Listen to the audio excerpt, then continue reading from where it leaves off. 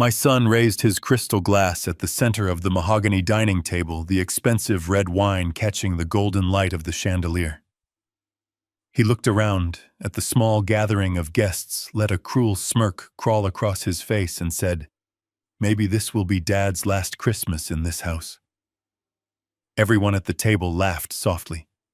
His wife Monica clinked her glass against his, her eyes gleaming with something cold and hungry. I just sat there at the head of the table. The very same table I had built with my own 2 hands 40 years ago. I did not yell. I did not throw my plate. I simply smiled, raised my own glass, and whispered to family. But the next morning, when my son walked into my kitchen and saw exactly who was sitting at my breakfast table, his face drained completely of blood. If you are watching this, hit the like button, subscribe, and let me know in the comments where you are listening from today. Because the story I am about to tell you is going to make you question everything you know about the people you share your blood with. The air in the dining room was thick with the rich smell of the extravagant beef Wellington Brad had insisted on bringing up from the city. He was slicing it with a flourish, talking loudly about his latest investments and his busy corporate life. But my eyes were not on the meat. They were fixed on his left wrist. As the sleeve of his tailored Italian shirt pulled back, the soft ambient light caught the unmistakable gleam of a Patek Philippe watch. I know watches. I have admired them my whole life. That particular model, the Nautilus in rose gold, does not sell for anything less than $80,000. And now here he was, wearing an $80,000 timepiece, pouring a $500 bottle of Cabernet, and joking about my imminent departure from the farm I had worked for over 4 decades. The math simply did not add up. I looked across the table at Monica. She was picking at her food, occasionally casting disgusted glances around my home. This house, sitting on 600 acres of prime Hudson Valley real estate, was rustic. It had creaky floorboards, old plumbing, and a draft in the winter. It was not the sleek, modern penthouse she felt she deserved. She had always looked at me not as a father-in-law, but as an obstacle, a stubborn old stump standing in the way of a massive inheritance. "So, Dad," Brad said, suddenly pulling me from my thoughts, "how have you been feeling lately? You seemed a little confused on the phone last week. You forgot my assistant's name again." He said it with a tone of mock concern, but his eyes were sharp. He was testing me. Monica exchanged a very quick, very deliberate look with Brad. It was barely a second, a micro-expression, but I caught it. It was a predator's glance. "Well, you really need to be careful," Monica chimed in, her voice dripping with artificial sweetness. "Living all the way out here by yourself is not safe anymore. What if you leave the stove on? What if you wander out into the snow and cannot find your way back?" "I have the dog," I said gently, reaching down to pet the old sheepdog resting faithfully at my feet. "A dog cannot call an ambulance, Richard," she replied, taking a long sip of her wine. "Brad and I were just talking about how much better it would be if you were somewhere supervised. Somewhere with professionals who can really take care of your declining cognitive state." The words hung heavily in the air. Declining cognitive state. They were laying the groundwork. They were building a narrative right in front of my face. I did not argue. I did not get angry. Decades in the Marine Corps had taught me one fundamental rule of combat. Never let the enemy know you have spotted their ambush.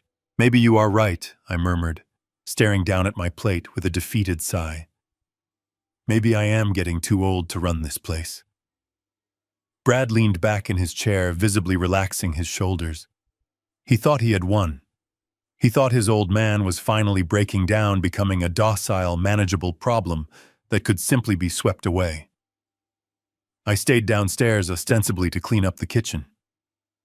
Eventually, the house grew completely quiet. The only sound was the howling of the winter wind outside and the rhythmic ticking of the grandfather clock in the long hallway. It was 3 in the morning. I had not slept a single wink. My body ached with arthritis, but my mind was sharper than it had been in years. The gut feeling that had saved my life in the jungles decades ago was screaming at me now. Something was deeply, horribly wrong under my own roof. I walked quietly into the darkened living room. The pale moonlight filtered through the frost-covered windows, casting long, twisted shadows across the hardwood floor. On the sofa, Monica had carelessly tossed her expensive Hermes handbag. The zipper was slightly open. I stood there for a long moment. A decent father should not snoop through his family's belongings. But the trusting father had died at the dinner table. Only the soldier remained. I reached into the bag. My fingers brushed against the cold leather of her wallet, moving past it to a thick manila envelope tucked into the side compartment. I carefully pulled it out, my calloused hands sliding the documents free into the moonlight. Even in the dim light, the bold heading on the first page made my blood run completely cold. It was a medical power of attorney. I skimmed the dense legal jargon until I reached the bottom of the page. There, sitting starkly on the signature line, was my name. Richard Dawson. It was my handwriting. Every loop, every slant perfectly replicated. But I had never signed this document in my life. They were not just trying to take the farm. They were planning to legally kidnap me, lock me away in a facility for severe dementia patients, and effectively bury me alive so they could take total control of my $18 million estate. Suddenly, a floorboard creaked directly above my head. Someone was awake. I quickly slipped the papers back into the envelope, slid it perfectly into the Hermes bag, and stepped silently back into the shadows. The game had just changed, and my son had absolutely no idea what kind of war he had just started. The creaking sound echoed through the silent house again, much louder this time. I held my breath and pressed my back against the cold plaster wall of the hallway. Heavy, deliberate footsteps were moving down the wooden staircase. It was not Monica. Her steps were always light and hurried. This was Brad. I melted deeper into the shadows near the old grandfather clock, making sure the Hermes bag on the sofa looked exactly as it had before I touched it. I did not go back to sleep. I went into my study, locked the solid oak door behind me, and opened my laptop. For the next 3 hours, I worked in the glow of the screen. Decades ago, I served in military intelligence before returning home to take over the family farm. You never really lose those skills. You just put them on a shelf. I reached out to an old friend, a former Marine who now ran a private investigation firm in Chicago. I sent him the name on the medical documents, Dr. Eris Thorne, along with the corporate name listed on the Pine Haven deposit receipt. By 6 in the morning, my friend had sent me a secure, encrypted file. The contents of that file were the exact ammunition I needed to fight back. At 7 o'clock sharp, the sun began to rise over the Hudson Valley, casting a brilliant orange glow across the thick snow. I was in the kitchen frying bacon and brewing a fresh pot of dark roast coffee. The smell drifted upstairs, doing exactly what it was meant to do. I heard the shower turn off in the guest bathroom. 10 minutes later, Brad walked into the kitchen, rubbing his eyes and yawning loudly. He was wearing an expensive cashmere sweater, looking every bit the successful hedge fund manager he pretended to be. "Morning, Dad," he mumbled, walking straight toward the coffee pot. "Smells great." "Good morning, Brad," I replied warmly, sliding a plate of eggs and bacon onto the large oak dining table. I poured a cup of coffee and set it down. But I did not set it down at Brad's usual spot. I set it down directly across from a man who was already sitting quietly at the far end of the table. Brad turned around, mug in hand, and stopped dead in his tracks. His eyes widened so far I thought they might pop out of his skull. All the color instantly vanished from his face, leaving his skin a sickly, chalky white. The ceramic coffee mug slipped from his fingers, shattering into dozens of pieces on the terracotta floor tiles.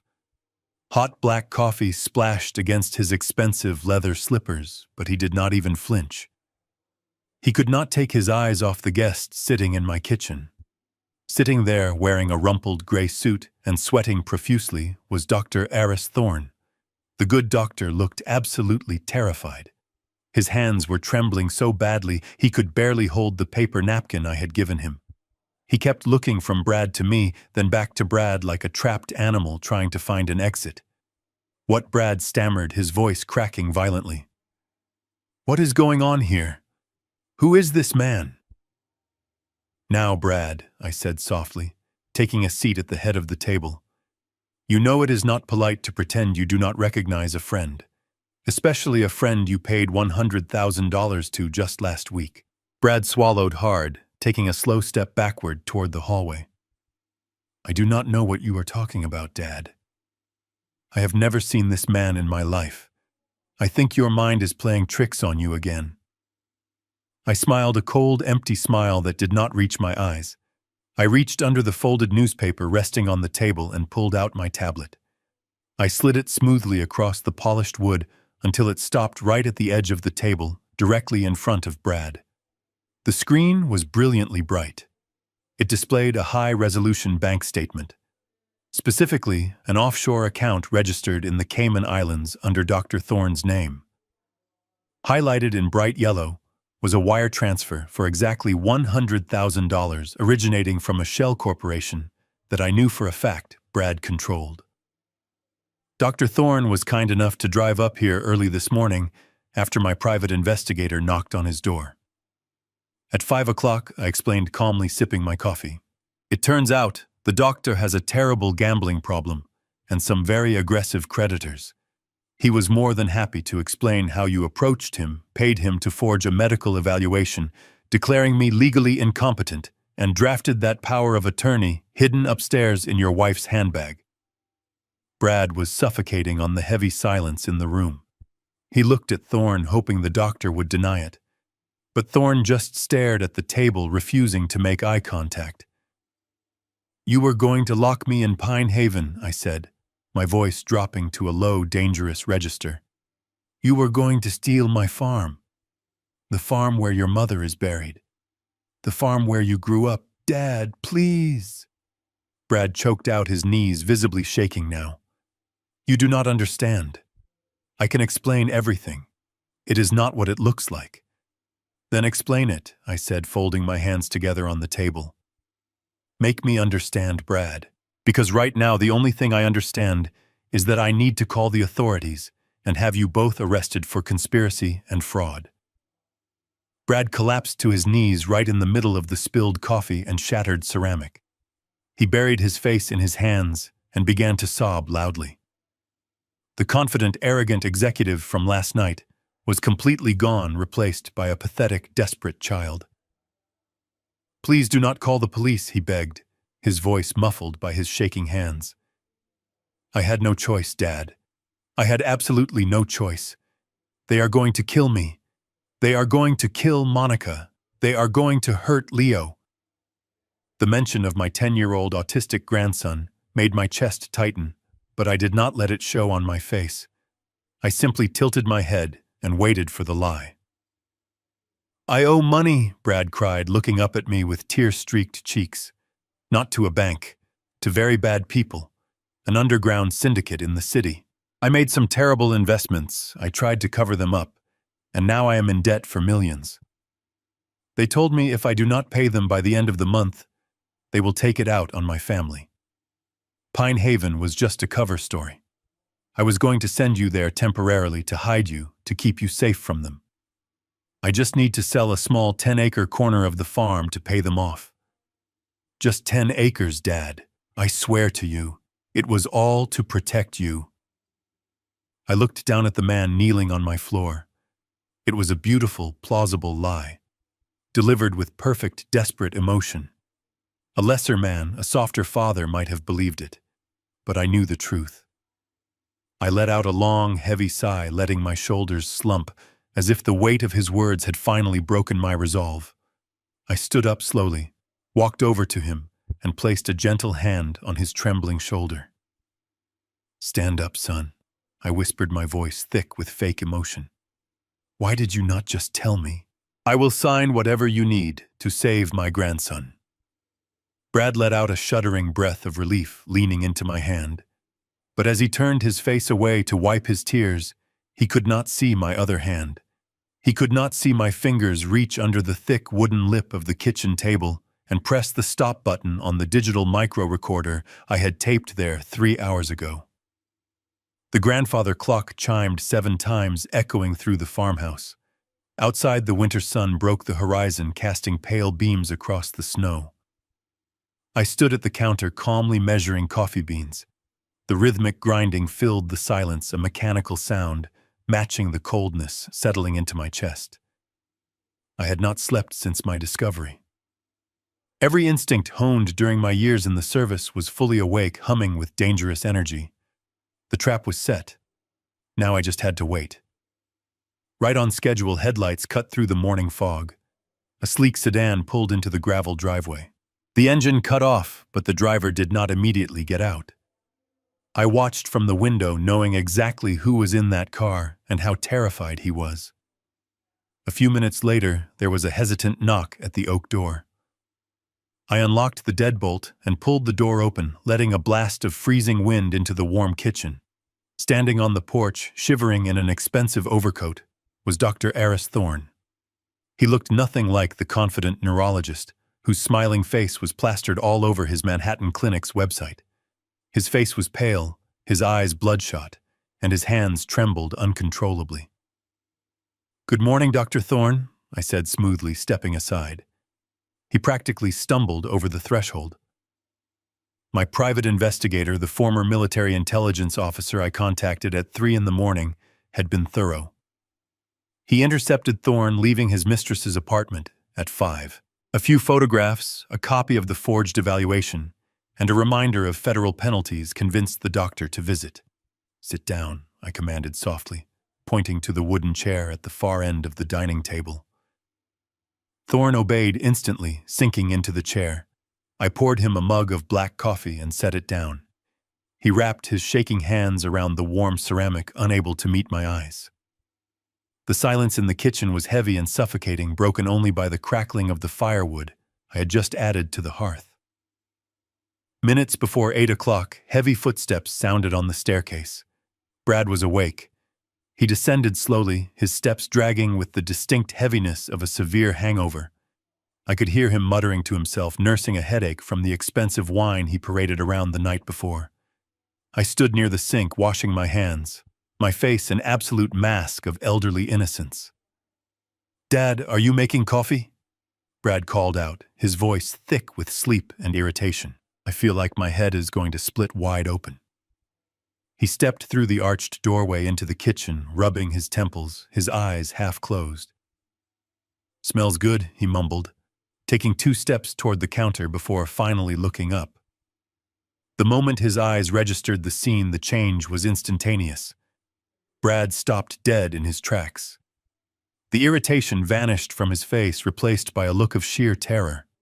All the color drained from his cheeks. His jaw dropped slightly, and his breath hitched in his throat. He looked at me, standing calmly by the sink, and then his eyes locked onto the man sitting at the far end of the table. Dr. Thorne looked up from his mug, his expression a mixture of guilt and panic. He gave Brad a pathetic, helpless look, silently begging for a way out of the nightmare he had been dragged into. Brad's mouth opened and closed silently, like a fish pulled out of water.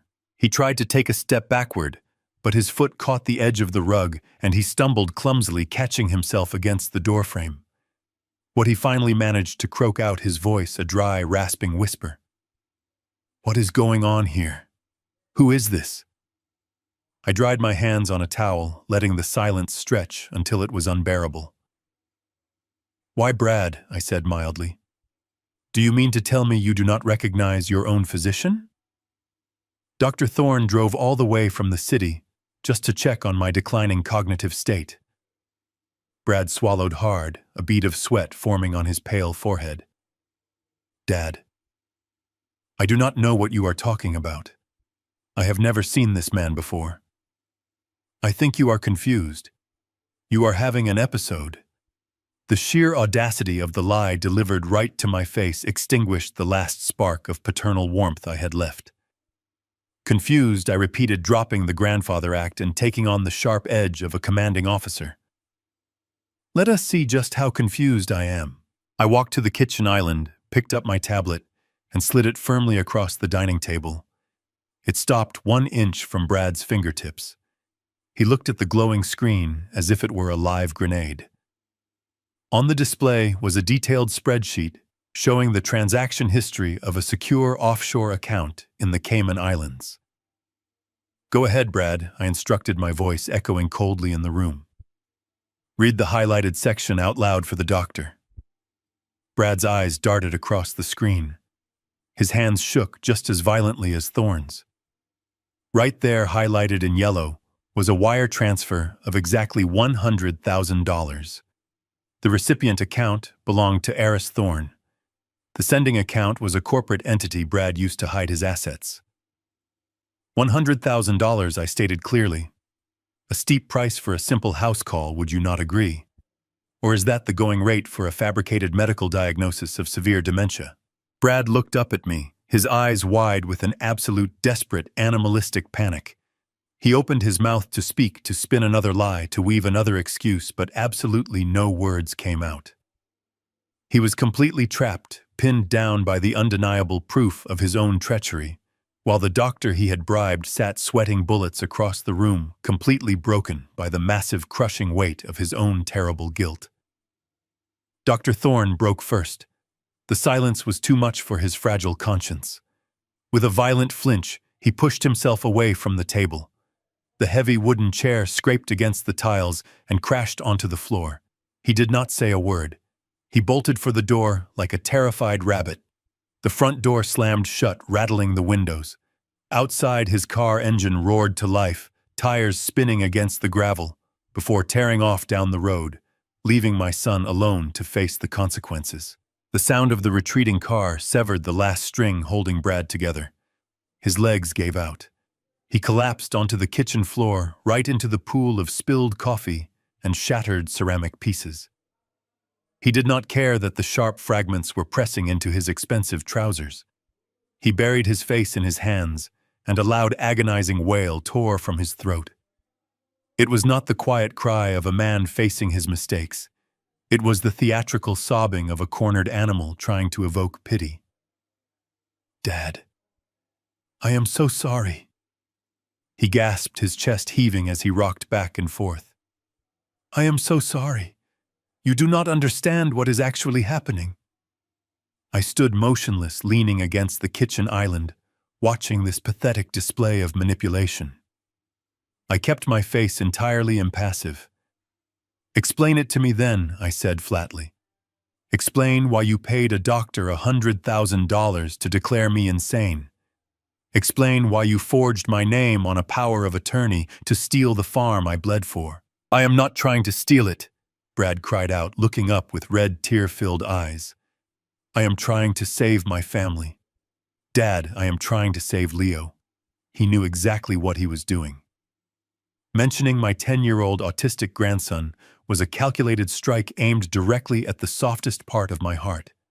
He knew Leo was my weakness. I felt a sharp spike of anger flare in my chest, but I suppressed it. I simply raised an eyebrow and waited for him to continue spinning his web. I made a mistake, Brad choked out, wiping his face. A huge mistake. Last year, the market took a massive downturn. My fund was bleeding money. I was facing total ruin, and the bank was ready to seize our house. I panicked. I went to people I never should have gone to. Private lenders in the city. Men who operate completely outside the law. They gave me the capital I needed, he continued, his voice dropping to a terrified whisper. But the interest was astronomical. When I could not make the payments, they stopped calling my office and started showing up at the house. Last week, 2 men cornered Monica in the grocery store parking lot. They knew where Leo goes to school. They told her that if I do not pay them $5 million by the end of this month, they are going to kill my wife and hurt my son. Tears streamed down his face. He was putting on the performance of a lifetime. If I had not already discovered his massive gambling debts and the corporate buyout documents, I might have believed every poisonous word. And the doctor, I asked softly. the lockdown facility. How exactly does betraying your own father factor into this crusade to save your family? Brad crawled forward, his hands gripping the edge of the dining table. I had to get you out of this house, he pleaded. These men are ruthless. When they realize I do not have the cash, they will come looking for assets. They know you live out here all alone. I was terrified they would show up in the middle of the night and do something horrible to you to force my hand. He looked up at me with manufactured sincerity. Pine Haven was never meant to be a prison, Dad. It was a safe house. It is a secure facility with 24-hour security. I needed to hide you somewhere they could not reach you. I paid Dr. Thorne to write that evaluation so I could legally move you there without drawing attention. It was the only way to keep you safe while I dealt with these monsters. And the power of attorney I prompted, gently playing the confused old man. I just need 10 acres, Brad begged, his voice breaking into a whine. Just the 10 acres by the old creek. It is completely useless land anyway. I have a buyer lined up who is willing to pay above market value, but the buyer needs a clean title immediately. With the syndicate breathing down my neck, I do not have time to go through standard legal channels, and the bank will not finalize the transfer without my name on the deed. I was only going to use the document for that one transaction. I swear to God, just 10 acres to pay off the debt and keep Leo safe. He let his head drop onto his arms, sobbing loudly into his sleeves. Please, Dad, he cried. I am begging you. Do not let them hurt Leo. Do not let my stupidity cost my son his life. I know I went about this the wrong way, and I should have just been honest from the start. But I was so ashamed that I had failed as a husband and as a father. Please, you have to believe me. I stood silently there in the quiet kitchen. He was a true master manipulator. He had seamlessly woven his fear, his shame, and a grandfather's love into a perfect shield. He thought he had completely outsmarted me. He thought the mention of Leo's safety would blind me to all logic and reason. He was absolutely certain that I was about to forgive him, comfort him, and willingly hand over my legacy. He had no idea I was about to destroy him. I silently looked down at the man sobbing on my kitchen floor. He was surrounded by all the shattered pieces of a ceramic coffee mug and a cooling puddle of dark roast. For a fleeting moment, I searched his face for any trace of the little boy who used to run across the pastures. I looked for the boy I had taught to ride a horse and shoot a hunting rifle. But there was absolutely nothing left of my son in those eyes. The tears streaming down his cheeks were not born of genuine remorse or fear for his family. They were a calculated weapon deployed by a desperate predator cornered by his own overwhelming greed. He was exploiting my love for my grandson, twisting it into a knife to hold against my throat. It was the ultimate betrayal. But I could not let him see the cold, calculating fury building inside my chest. I had to play my part perfectly. I let out a long, ragged breath, allowing my shoulders to sag heavily. I let my hands begin to tremble just a little bit more, mimicking the frail, confused old man he desperately needed me to be. I slowly lowered myself into the wooden chair next to him, letting out a pained grunt as my arthritic knees bent. I reached out and placed a gentle, shaking hand on his shoulder.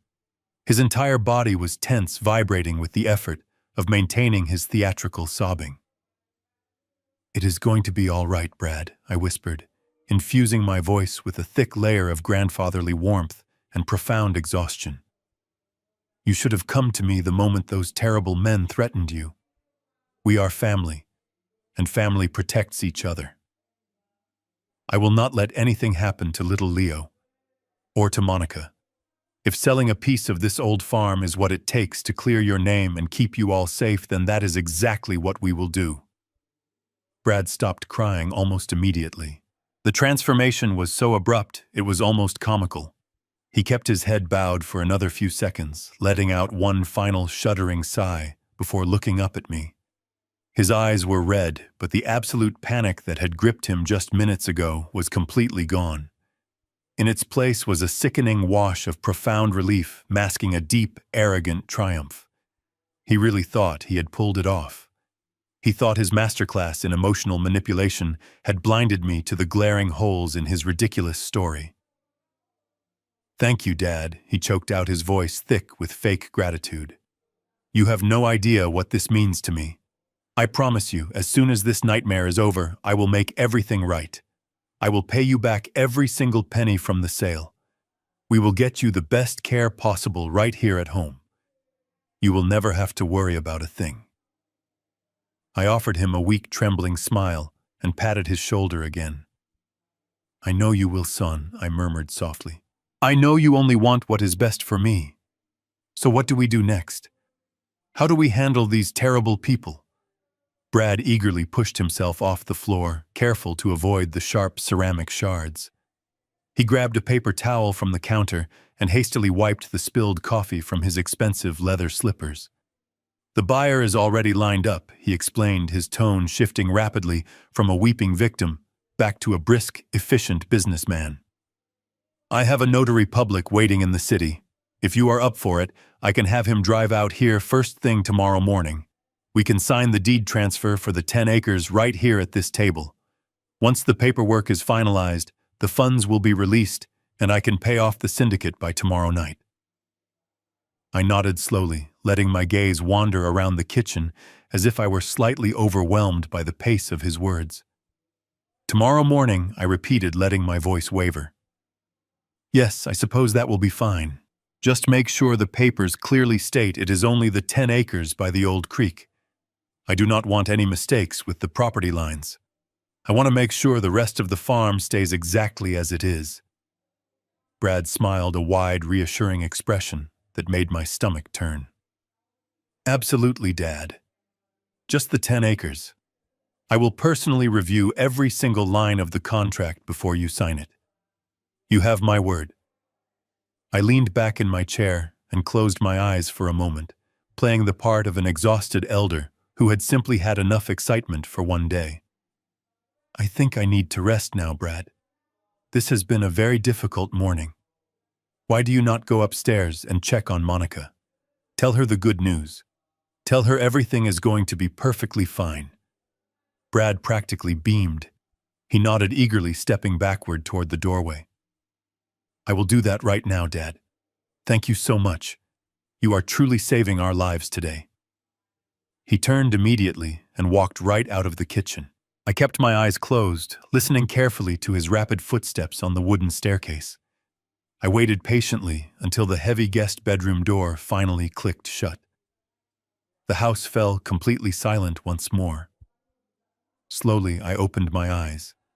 The trembling in my hands stopped completely. The confused posture vanished, replaced by the rigid bearing of a man preparing for war. I reached under the table.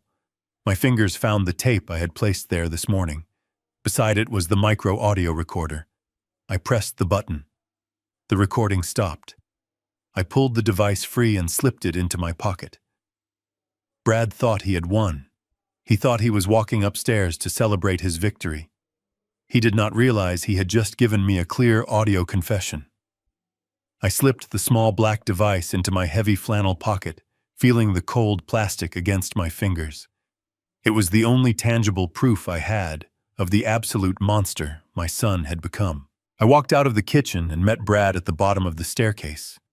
He had already changed into a fresh, neatly pressed dress shirt, looking completely revitalized by the lie he thought I had swallowed. I offered him a weak, tired smile and leaned heavily against the wooden banister. I told him I needed to head into town for my scheduled arthritis checkup.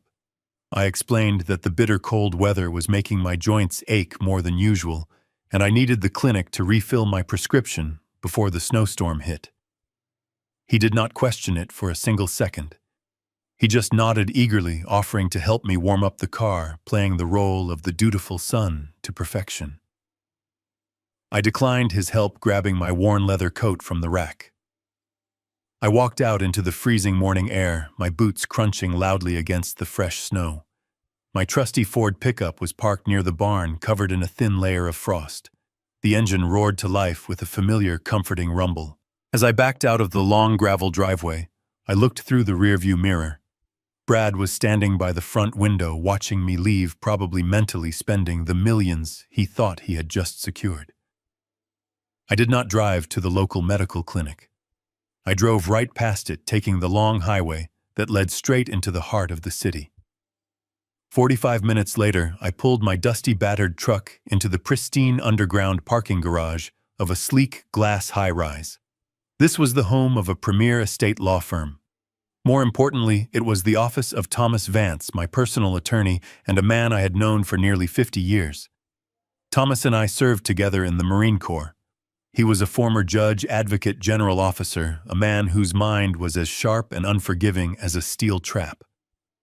I rode the private elevator up to the 20th floor, bypassing the cheerful receptionist, and walked directly into his spacious corner office. Thomas looked up from his heavy mahogany desk. He saw the cold, rigid set of my jaw and immediately knew this was not a social visit. We did not waste time with pleasantries. I sat down in the leather chair opposite him, pulled the micro audio recorder from my pocket, and set it firmly on the desk. I told him everything. I laid out the forged medical documents, the offshore wire transfers, the lockdown memory care facility, and the elaborate, tearful story Brad had spun about a violent underground syndicate threatening to murder his family. Thomas listened in absolute stony silence. When I finished, he simply nodded, picked up his desk phone, and summoned his senior forensic accountant into the room. We quickly turned his elegant office into a makeshift war room. The forensic accountant, a sharp young woman with a talent for unearthing buried secrets, connected her secure laptop to the large monitor on the wall. I handed over the corporate registry numbers I had obtained from my private investigator the night before. We began to systematically dissect the financial anatomy of his primary limited liability company. It took less than an hour for the intricate, deceitful facade he had created to completely unravel right before my eyes. There were no mysterious private lenders. There was no ruthless underground mob threatening to break into his house. The terrifying syndicate that Brad had wept about on my kitchen floor simply did not exist. Instead, the screen illuminated a pathetic, spiraling paper trail of catastrophic personal choices. Brad had leveraged everything he owned to chase high-risk speculative investments that had violently crashed. When his legitimate funding dried up, he began siphoning money from his own clients to cover his massive margin calls. But the most sickening discovery was the sheer volume of his gambling debts. The records showed hundreds of thousands of dollars wired to offshore sports betting platforms and elite unregulated online casinos. He was not a desperate father trying to protect his wife and his autistic child from violent criminals. He was a degenerate, out-of-control gambler who was systematically stealing from everyone around him to feed a bottomless, destructive addiction. The sheer audacity of his lie was almost hard to process.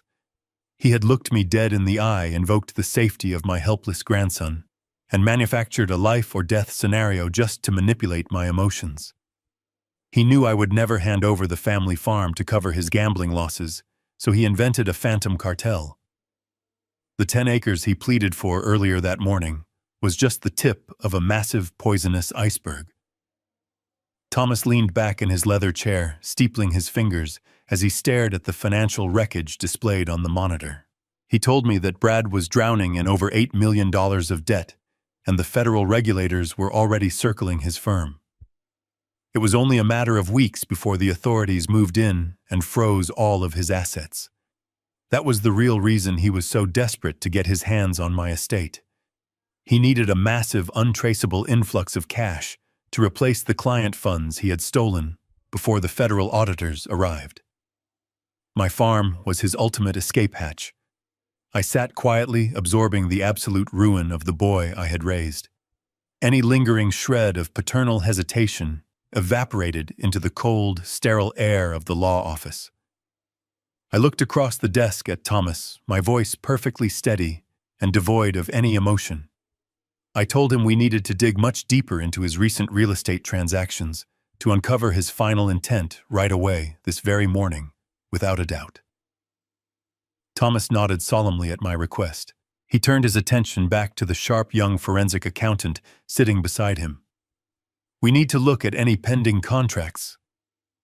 Letters of intent or preliminary agreements tied to this property address, he instructed her, his voice low and serious. Do not just look in the local county registry. Search the corporate databases. Look for non-disclosure agreements or shell companies negotiating land acquisitions in the Hudson Valley area. She adjusted her glasses and let her fingers fly across the keyboard. The mechanical clicking filled the quiet office for several agonizing minutes. I sat perfectly still, listening to the hum of the ventilation system, feeling a cold dread settling deep into my bones. I knew Brad was lying about the 10 acres, but I needed to know exactly how deep his betrayal ran. Suddenly, the typing stopped. The young woman leaned closer to her glowing screen, her eyes widening slightly behind her wire-rimmed glasses. I found something, she murmured, her voice tight with disbelief. It is buried under 3 layers of corporate shielding tied to a limited liability company that Brad registered just 6 weeks ago. She pressed a few keys, and a heavily redacted document appeared on the large monitor mounted on the wall. It was a drafted, unsigned contract of sale. Thomas stood up and walked closer to the screen, his eyes scanning the dense legal jargon. His jaw clenched tighter with every line he read. This is not a local buyer, Richard Thomas said, his tone turning incredibly grim. And this is most certainly not an agreement for 10 acres by the old creek. He tapped the screen with his pen, highlighting the name of the purchasing entity. It was Oratech. Even living out on a farm, I knew that name. They were a massive Silicon Valley technology giant famous for building sprawling high-security data centers across the country. They needed massive plots of land proximity to major water sources for cooling their servers and access to the main power grids. My farm checked every single one of those boxes perfectly. Scroll down to the property description and the purchase price, I told the accountant, my voice unnervingly calm. She scrolled down the digital document. There it was, spelled out in stark black and white. Brad wasn't trying to sell a small, useless corner of my land to pay off a phantom mob. He had negotiated the sale of the entire 600-acre farm. Every single pasture, the historic barn, the forests, and the house I had built with my own 2 hands. He was selling my entire legacy, and the agreed-upon purchase price sitting at the bottom of the page was a staggering $25 million. The sheer scale of the betrayal struck me like a physical blow to the chest. $25 million. It was a sum of money so large it defied comprehension, but it perfectly explained the elaborate sociopathic lengths my son was willing to go to. Everything suddenly snapped into crystal-clear focus. The puzzle pieces locked together, forming a horrifying picture of absolute greed. Thomas walked slowly back to his desk and sat down heavily. Do you see what he is doing, Richard? He asked softly. If he simply asked you to sell, you would refuse. If he forged a deed for the whole farm, the bank and the title company would require massive verification, and you would easily catch him. But if he has a prominent neurologist declare you legally incompetent due to severe advanced dementia, the entire game changes. He pointed to the forged medical power of attorney we had placed on the desk earlier. With that document and Dr. Thorne's fraudulent medical evaluation, Brad petitions the state to become your permanent legal guardian. Once a judge grants him that power, you lose all your civil rights. You cannot sign a contract, you cannot hire a lawyer, and you cannot manage your own bank accounts. Brad becomes the sole decision-maker for your estate.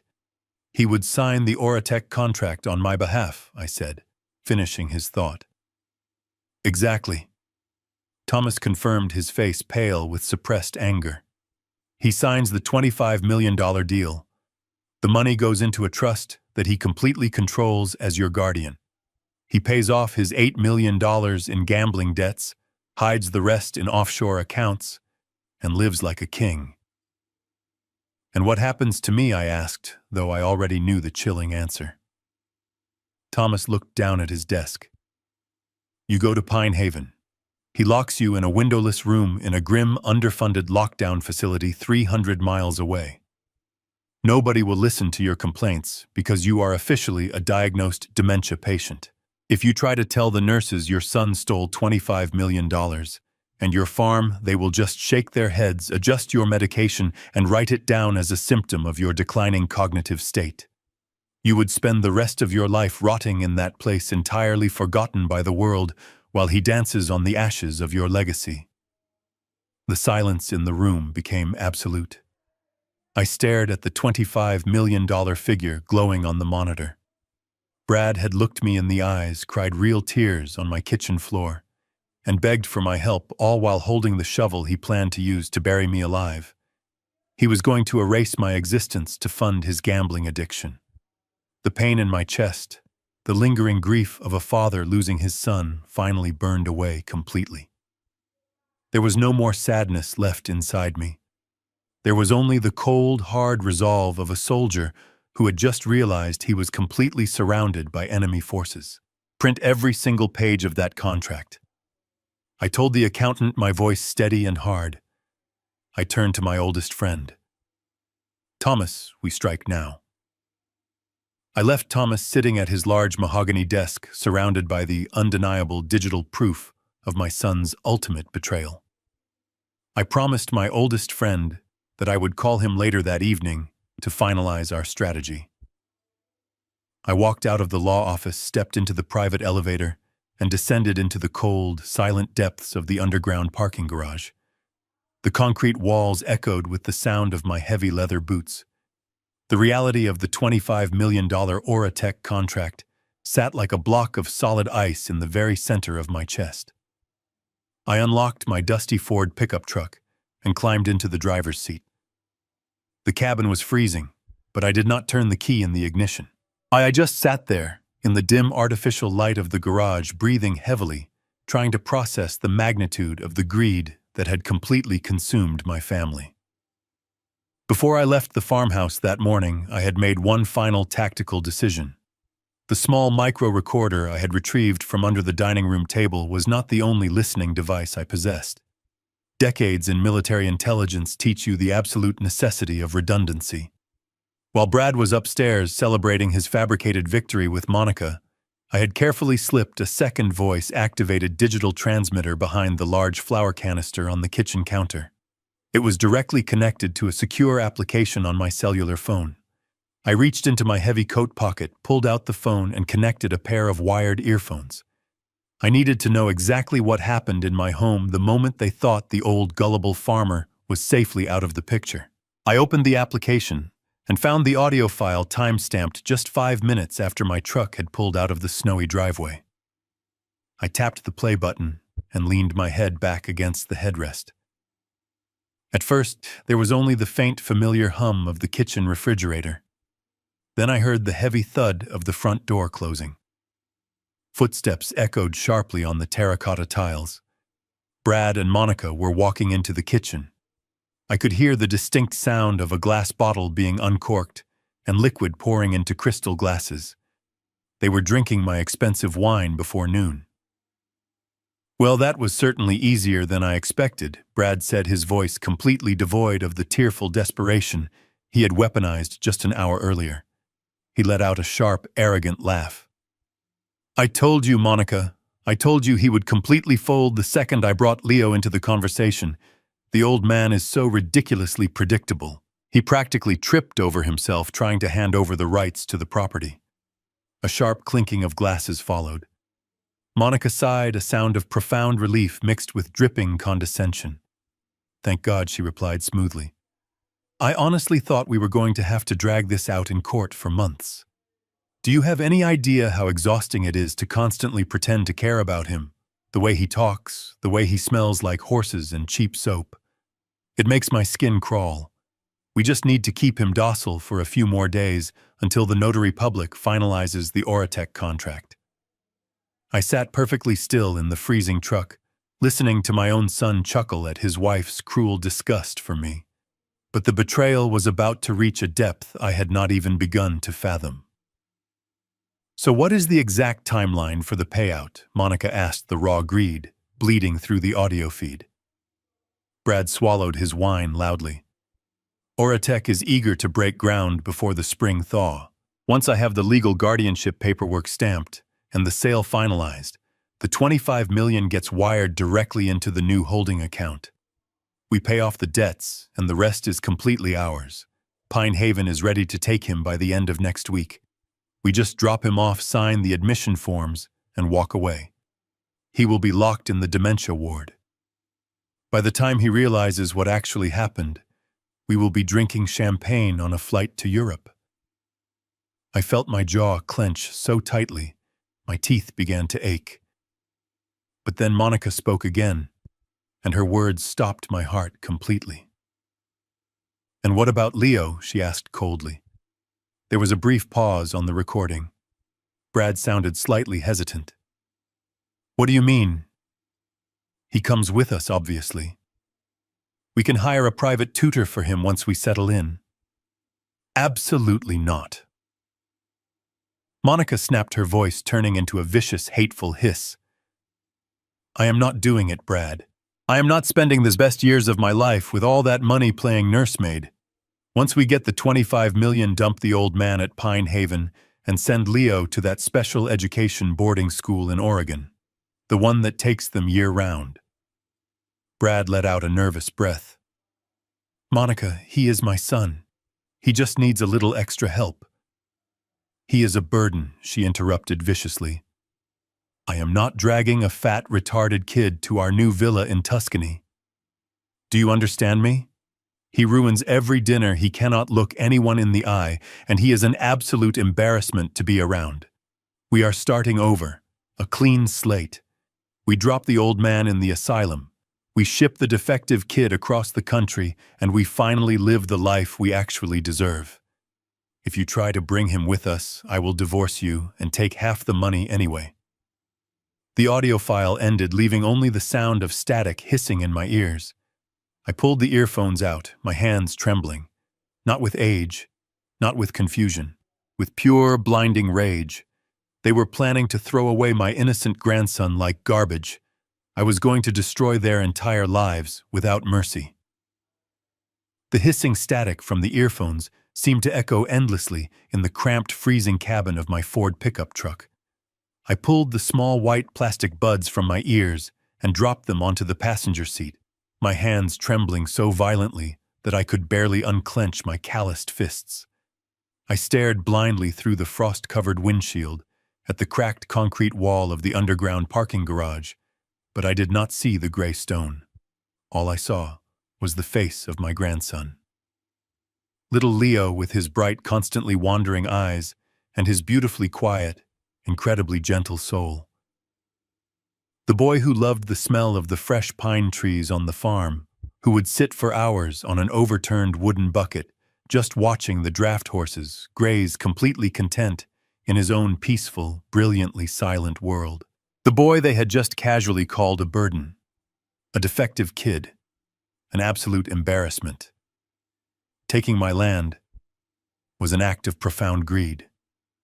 Forging my name to lock me in a sterile facility for dementia patients was a crime of cold-blooded malice.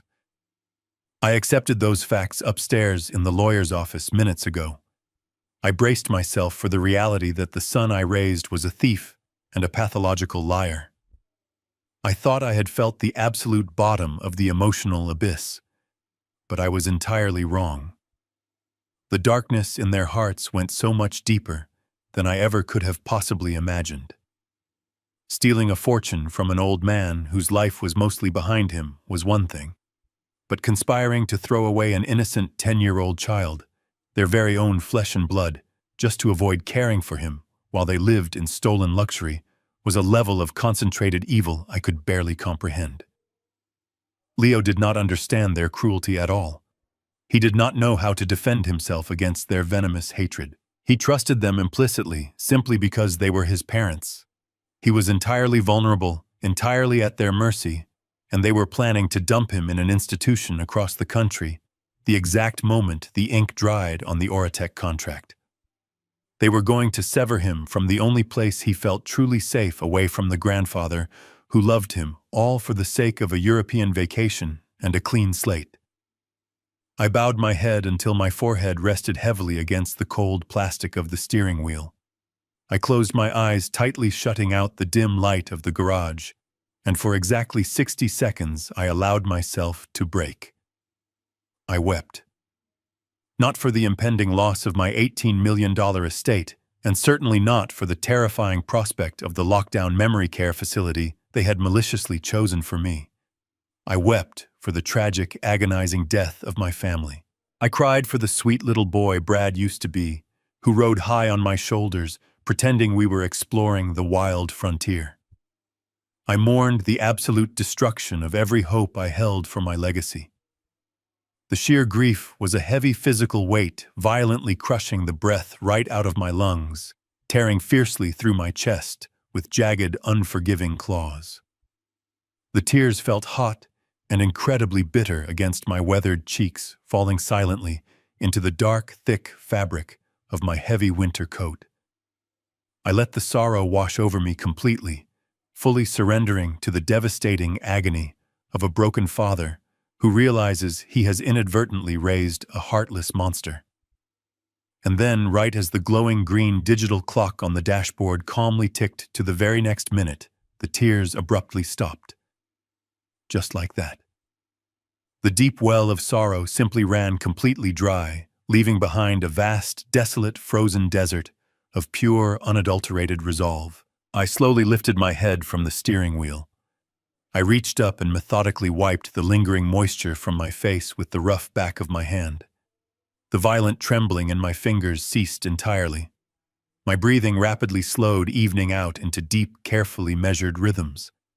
The exhausted, heartbroken 79-year-old farmer who had walked into that parking garage was gone.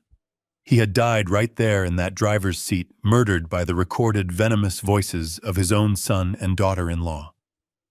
In his place, a much older, much more dangerous version of myself woke up from a very long slumber. The United States Marine.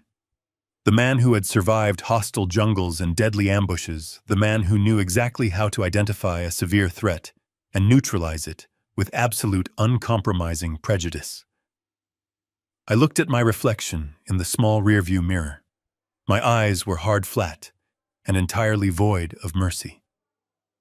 Brad and Monica had vastly underestimated their enemy. They thought they were dealing with a senile old fool they could easily manipulate with fake tears and false promises. They thought they had secured their $25 million prize and happily discarded their unwanted burdens, but they had forgotten who actually held the property deed. They had forgotten who truly owned the battlefield. I was not going to simply call the bank and block the fraudulent sale. I was going to let them proudly walk right up to the very edge of their glorious victory, and then I was going to push them violently off the cliff. I picked up my smartphone from the center console. I bypassed the recent call list and precisely dialed the secure number of my private investigator in Chicago. He answered on the second ring, his voice sharp and alert, instantly sensing the dramatic shift in my demeanor. I did not bother with pleasantries. I spoke with the calm, terrifying precision of an officer issuing a final order.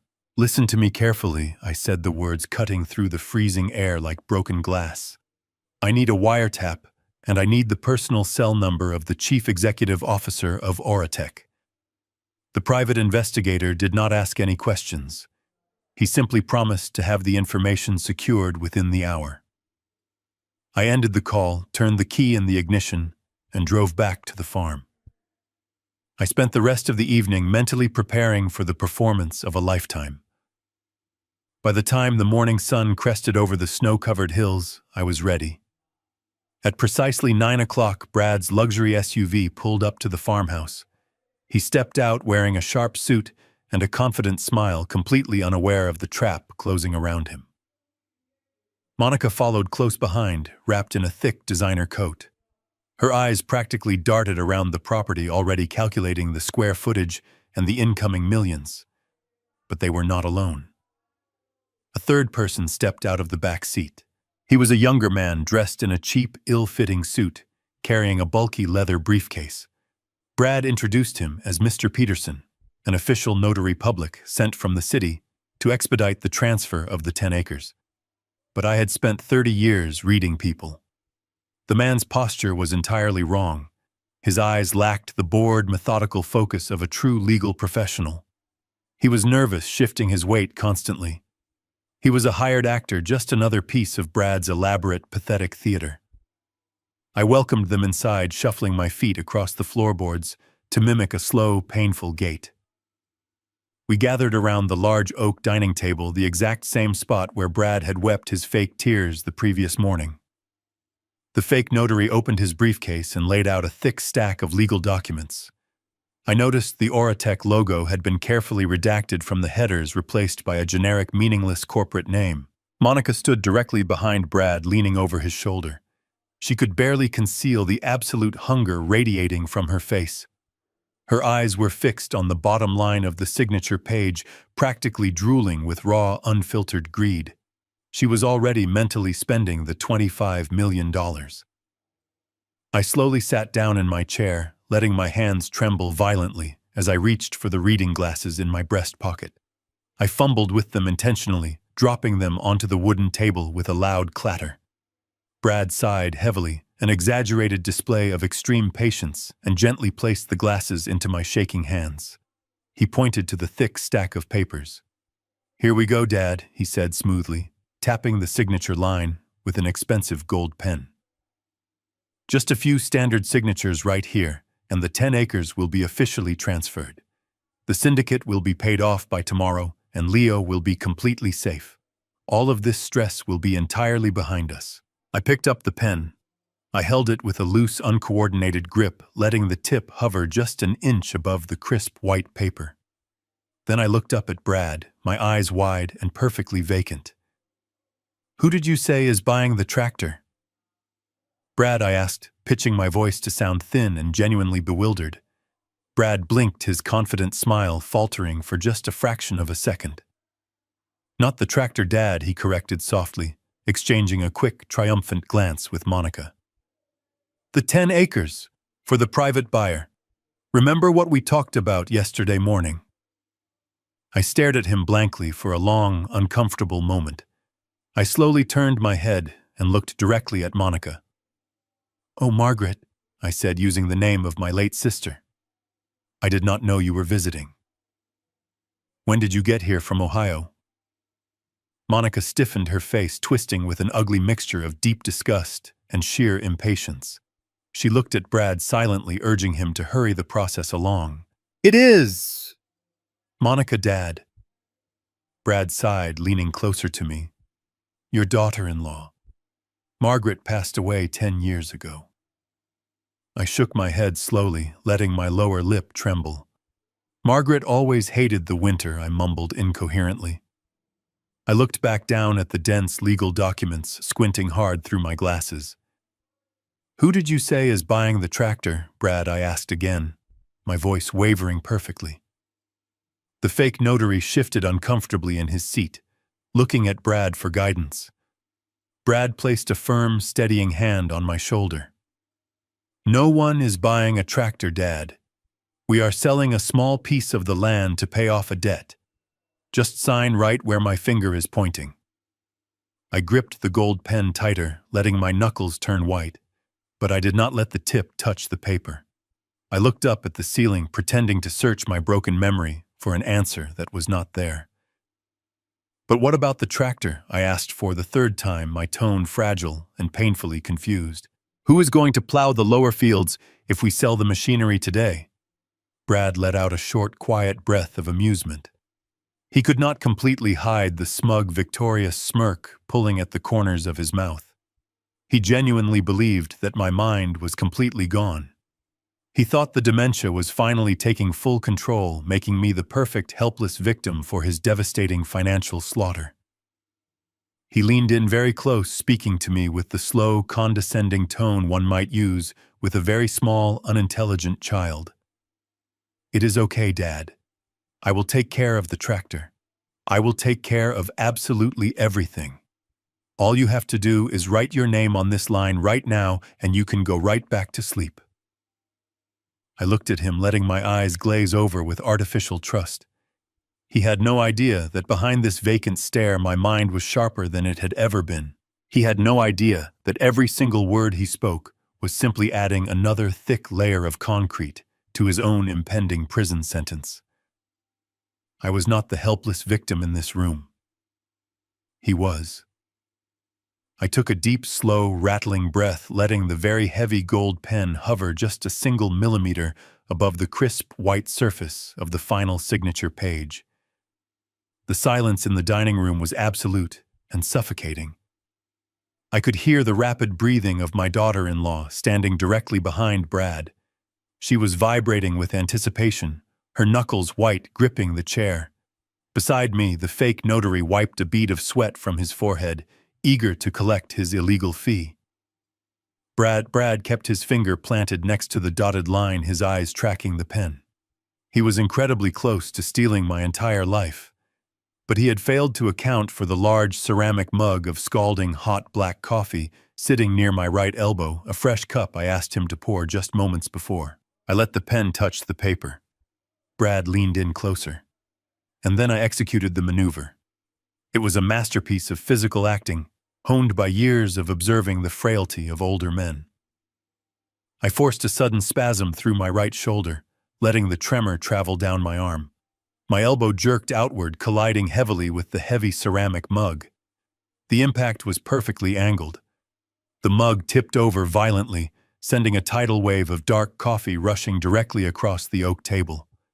It completely flooded the thick stack of legal documents. The scalding liquid soaked instantly into the thick, porous paper, washing over the carefully hidden clauses, destroying the fake corporate seals, and completely obliterating the signature lines. No, Brad screamed, his voice shattering the quiet farmhouse. It was a raw sound of pure panic. His carefully constructed mask disintegrated. He desperately lunged forward, clawing frantically at the soaked papers, trying in vain to lift them away from the rapidly spreading dark puddle. But it was far too late. The cheap ink from the fake notary seal was already bleeding into massive purple smears. Monica let out a horrified shriek, jumping back as hot coffee dripped off the table edge. "What did you do?" Brad yelled, his face turning crimson. He glared down at me with absolute, undisguised hatred. "The highly sensitive legal documents are completely and utterly ruined now." I shrank back into my chair, bringing both hands to my chest. I let my eyes widen in genuine-looking horror and began to apologize profusely, my voice trembling with manufactured fear. "I am so sorry, Brad." I whimpered, staring at the mess. My hand just jerked. I could not stop it. "I am so clumsy today. Please do not be angry with me. I did not mean to ruin the papers for the tractor." Brad stood there, breathing heavily, his fists clenched so tightly, his knuckles looked like bone. For a terrifying moment, I thought he might actually strike me. But he remembered the hired actor standing awkwardly on the other side. He took a deep, shuddering breath, violently wrestling his temper back under control. He closed his eyes and pinched the bridge of his nose. "It is absolutely fine, Dad," he choked out, his voice vibrating intensely with barely contained violent rage. "It was just an accident." He turned his furious gaze to the notary. "Do you have another copy in your briefcase?" he demanded. "Pull it out so we can get this over with." The young, inexperienced actor looked absolutely terrified by the sudden outburst. He nervously clutched his bag and shook his head. "No, sir," he stammered. "Those were the only original copies drawn up. I cannot legally notarize stained or illegible pages. The clerk will reject them immediately. You have to get fresh documents printed and verified at the city office before we can proceed." Brad swore very loudly, violently slamming his open palm against the edge of the wooden table. The sound made Monica flinch. He looked down at the soggy mess representing his $25 million salvation. Because the Oratech contract was hidden behind layers of shell companies, he could not simply print them off a home computer. He had to go all the way back to the city, personally deal with his corrupt corporate lawyers, and have a completely new set of fraudulent documents professionally prepared from scratch. "How long is that going to take?" Monica hissed, grabbing Brad by the sleeve. Her perfectly manicured nails dug fiercely into the expensive fabric of his suit. "We do not have time for this absolute nonsense." He shot her a warning glare, silently telling her to shut up. "It means we have to drive all the way back to Manhattan," he said through gritted teeth. "We have to get the lawyers to draft a new master copy and rebind the entire package. We will not be back here until the day after tomorrow." He turned back to me, forcing a stiff smile. "I will be back on Thursday morning, Dad. We will try this again then. Just get some rest. I will handle the tractor issue. Everything is going to be perfectly fine. You just need to trust me like you always have." I nodded meekly, keeping my head bowed as they angrily packed up their ruined papers and stormed out of the house. The heavy door slammed shut, and a minute later their vehicle went tearing down the driveway. I stood up from the wooden dining table, my tired posture instantly straightening, the fake trembling completely gone from my calloused hands. I grabbed a dry towel and calmly began wiping up the spilled coffee. The clumsy accident worked flawlessly. Brad and Monica were speeding back to the city, fuming with frustration, entirely convinced they had been thwarted by the clumsiness of a senile old man. They had no idea that I had just deliberately bought myself exactly 48 critical hours of absolute freedom. And 48 hours was all the time a seasoned military veteran needed to systematically dismantle their entire future and burn their stolen empire straight to the ground. I watched dust settle on the driveway. The farmhouse fell into a deep silence. I picked up the ruined documents and tossed them into the fireplace. The flames quickly turned the fraudulent ink into ash. I checked my pocket watch. It was exactly 10 o'clock. Right on time. A low hum broke the morning air. I looked out the window and saw a sleek, black luxury SUV making its way up my driveway. The vehicle came to a smooth halt near the red barn. The driver's side door opened, and a tall, impeccably dressed man stepped out into the winter chill. He possessed the calculating posture of a man accustomed to commanding every room. This was Jonathan Vance, the chief executive officer of Oratech. I had called him directly the previous afternoon, bypassing his army of receptionists. I told him exactly enough to pique his interest. I told him the land acquisition his company was pursuing was built entirely on federal wire fraud. If he wanted the land, he had to come speak to the actual owner in person.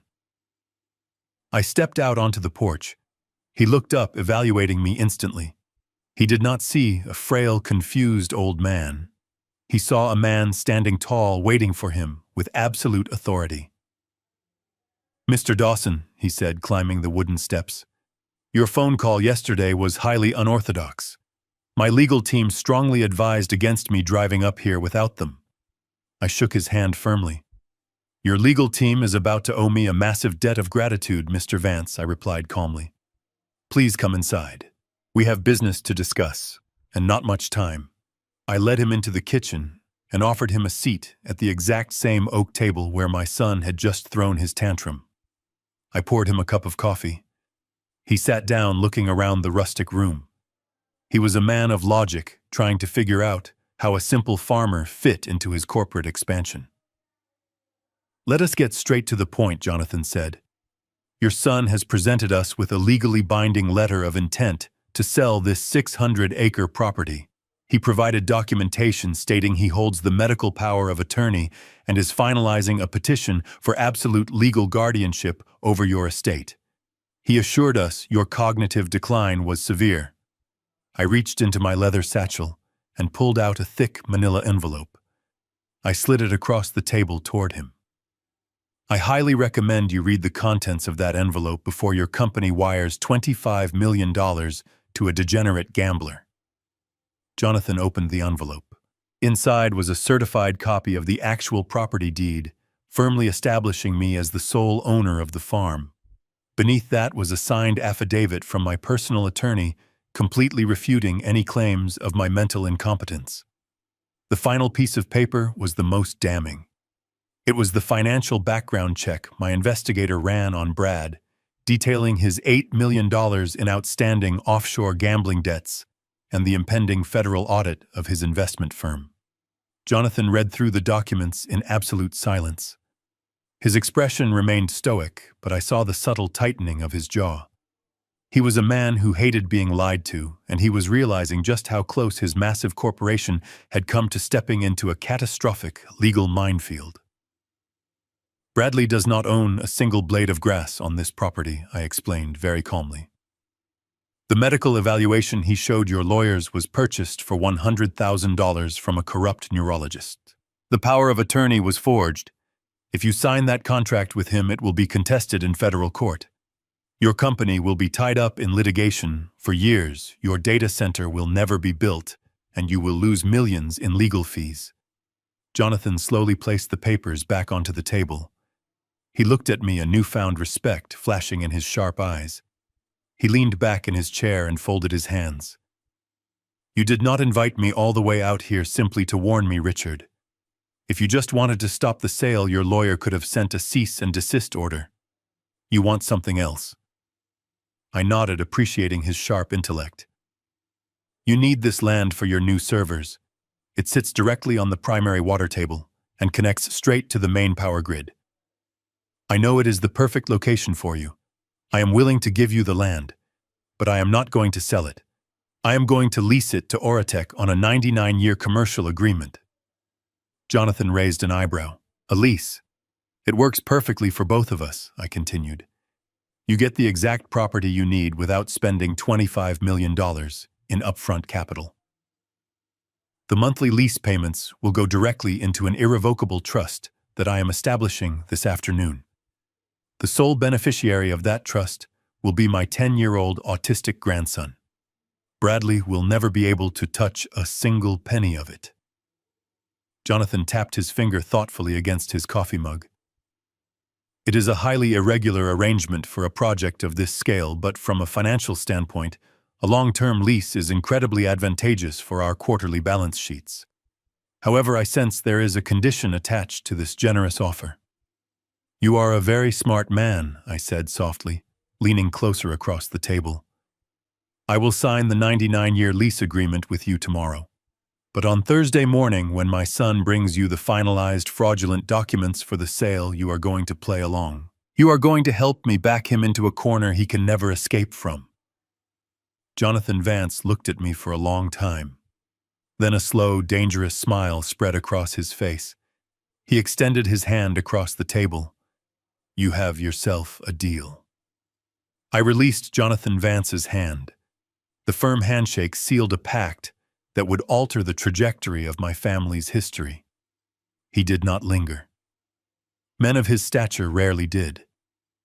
He walked back to his black luxury vehicle, the tires crunching softly against the gravel as he drove away, leaving me alone with the quiet hum of the winter wind. I did not waste a single second. I walked to the wall telephone and dialed my attorney. Thomas answered on the first ring, his voice sharp and expectant. I told him Oratech was fully on board and ready to participate in our trap. I told him we had exactly 24 hours to build the legal fortress. Thomas instructed me to be at his office at the crack of dawn the following morning. The rest of the day passed in a surreal blur of absolute focus. I walked the perimeter of the farm, looking at the rolling hills, the dense forests, and the old barn. I was not saying goodbye to my land. I was making sure it would survive long after I was gone safely out of the greedy hands of the son who thought he could simply steal it. Early Wednesday morning, I found myself sitting once again in the heavy leather chair across from Thomas. The polished mahogany desk was covered with a mountain of crisp, perfectly drafted legal documents. They looked very different from the cheap, fraudulent papers Brad had brought to my dining room. These were bound in thick blue folders stamped with legitimate state seals and prepared by a former military judge who knew how to wage a war using contracts and clauses. Thomas folded his hands over the largest stack of papers and looked me dead in the eye. He wanted to make absolutely certain I understood the gravity of what we were about to do. "Richard," he said quietly, his tone completely professional, but laced with deep respect. "Once you sign these documents, there is no turning back. You are establishing an irrevocable trust. The key word is irrevocable. You cannot change your mind next year. You cannot dissolve it if Brad suddenly apologizes. This is a permanent, legally binding transfer of your entire earthly estate. I nodded slowly, my face carved from stone. I do not want a back door, Thomas. I want a vault. Explain the terms to me one last time so I know the boy is protected. Thomas opened the master folder. He pointed to the boldly typed paragraphs. Every single acre of the 600-acre farm, the farmhouse, the livestock, and all of your personal liquid assets are being transferred directly into the Dawson Heritage Trust. Furthermore, the 99-year commercial lease agreement you struck with Oratech is bound directly to this trust. The massive monthly lease payments will funnel straight into this highly secure account. It will generate immense generational wealth. And the sole beneficiary of this entire fortune is your grandson, Leo Dawson. I felt a profound sense of peace wash over my tired soul. For the first time since this nightmare began, I knew the innocent child they planned to throw away would be completely untouchable. But who controls the vault? I asked softly. Thomas tapped the line under my printed name. You do, Richard. You are the sole managing trustee for the remainder of your natural life. You maintain absolute control over the land and the funds, but legally you no longer own them as an individual. Therefore, they cannot be seized, they cannot be sold, and they cannot be stolen by anyone claiming to be your legal guardian. I reached into my breast pocket and pulled out my favorite pen. It was the same silver pen my late wife had given me on our 30th wedding anniversary. I did not fake a tremor this time. My hand was as steady as a surgeon's blade. I pressed the tip to the paper and signed my name. I signed page after page, initialing every rider and every addendum. With every stroke of the pen, I systematically erased Richard Dawson, the vulnerable property owner, and replaced him with Richard Dawson, the impenetrable trustee. The young forensic accountant we worked with yesterday stood quietly in the corner, serving as our legitimate witness. She notarized every single signature with a heavy, satisfying stamp. When the final page was turned and signed, Thomas gathered the massive stack of papers. He carefully placed them into a fireproof safe behind his desk. It is done, my old friend said softly, leaning back with a look of grim satisfaction. The deed is officially transferred and recorded in the county database as of this exact minute. Your son is chasing a ghost. I walked out of the law office and drove back to the quiet farmhouse. The winter sun was setting, casting long, dark shadows across the snowy fields. Everything looked exactly the same, but the fundamental reality of the universe had violently shifted. I poured myself a small glass of bourbon and sat by the crackling fireplace. Tomorrow was Thursday. Brad and Monica were currently in the city, undoubtedly celebrating their impending wealth. They were spending thousands of dollars on corrupt lawyers to draw up a fresh batch of fraudulent documents. They were meticulously planning their luxurious European vacation and finalizing the cruel arrangements to lock me in an asylum and abandon Leo in a distant institution. They genuinely believed they held all the cards. They thought the Oratech millions were already resting comfortably in their pockets. They had absolutely no idea that the property they were trying to sell no longer legally existed on the open market. They did not know that their forged medical power of attorney was now completely worthless, reduced to a pathetic piece of trash. Brad was arrogantly strutting toward the finish line, completely blind to the fact that he was actually walking straight into a devastating, explosive minefield. And I was holding the detonator. 2 weeks passed in calm. The winter snow began to melt across the Hudson Valley, but the coldness in my heart remained absolutely frozen. I stayed on the farm, tending the animals, and living exactly as I always had. I did not call my son, and he did not bother calling me. He was too busy orchestrating the final details of his magnificent theft. He genuinely believed he had won. On a crisp Thursday morning, the towering glass monolith of the Oratech headquarters gleamed under the Manhattan sun. It was a monument to wealth piercing the city skyline. At exactly 10 o'clock, a sleek black car pulled up to the private entrance. The rear door opened, and Bradley stepped out onto the pristine pavement. He looked exactly like a man who had just conquered the entire world. He was wearing a brand new custom-tailored charcoal suit that cost more than most people earned in a month. His hair was perfectly styled, and his $80,000 rose gold watch caught the morning light. Monica slid out right behind him, wrapped tightly in an extravagant white cashmere coat, carrying an incredibly expensive designer handbag. They walked through the revolving doors of the lobby with their heads held high, radiating an obnoxious, overwhelming arrogance. They did not look at the security guards or acknowledge the reception desk. They glided straight toward the VIP elevator bank, completely intoxicated by the sheer magnitude of their impending $25 million payday. The private elevator shot upward, carrying them smoothly to the 50th floor. The doors opened with a soft chime, revealing a sprawling, ultra-modern reception area. A silent assistant guided them down a long hallway lined with abstract art and frosted glass partitions. They were led directly into the primary executive boardroom. It was a massive, intimidating space. Floor-to-ceiling windows offered a dizzying panoramic view of the entire city. In the center of the room sat a long table carved from a single slab of dark walnut. Jonathan Vance, the chief executive officer of Oratech, was already sitting at the head of the table. He was flanked by two men in dark suits who appeared to be senior corporate attorneys. Jonathan stood up smoothly, buttoning his suit jacket, and extended a welcoming hand. Brad took it eagerly, flashing a brilliant, practiced smile. They exchanged pleasantries, the hollow, corporate small talk of men about to execute a massive financial transaction. Monica took her seat next to Brad, crossing her legs elegantly. Her eyes immediately darted toward a silver tray resting on a side credenza. Sitting on the tray was an expensive crystal ice bucket, holding a bottle of vintage champagne surrounded by 4 tall fluted glasses. Next to the ice bucket was a thick leather portfolio. She knew exactly what was inside that portfolio. It was the certified corporate bank check for the $10 million non-refundable advance. The money that would clear their debts and buy their freedom. "Let us get right down to business," Jonathan said, taking his seat and folding his hands on the polished wood.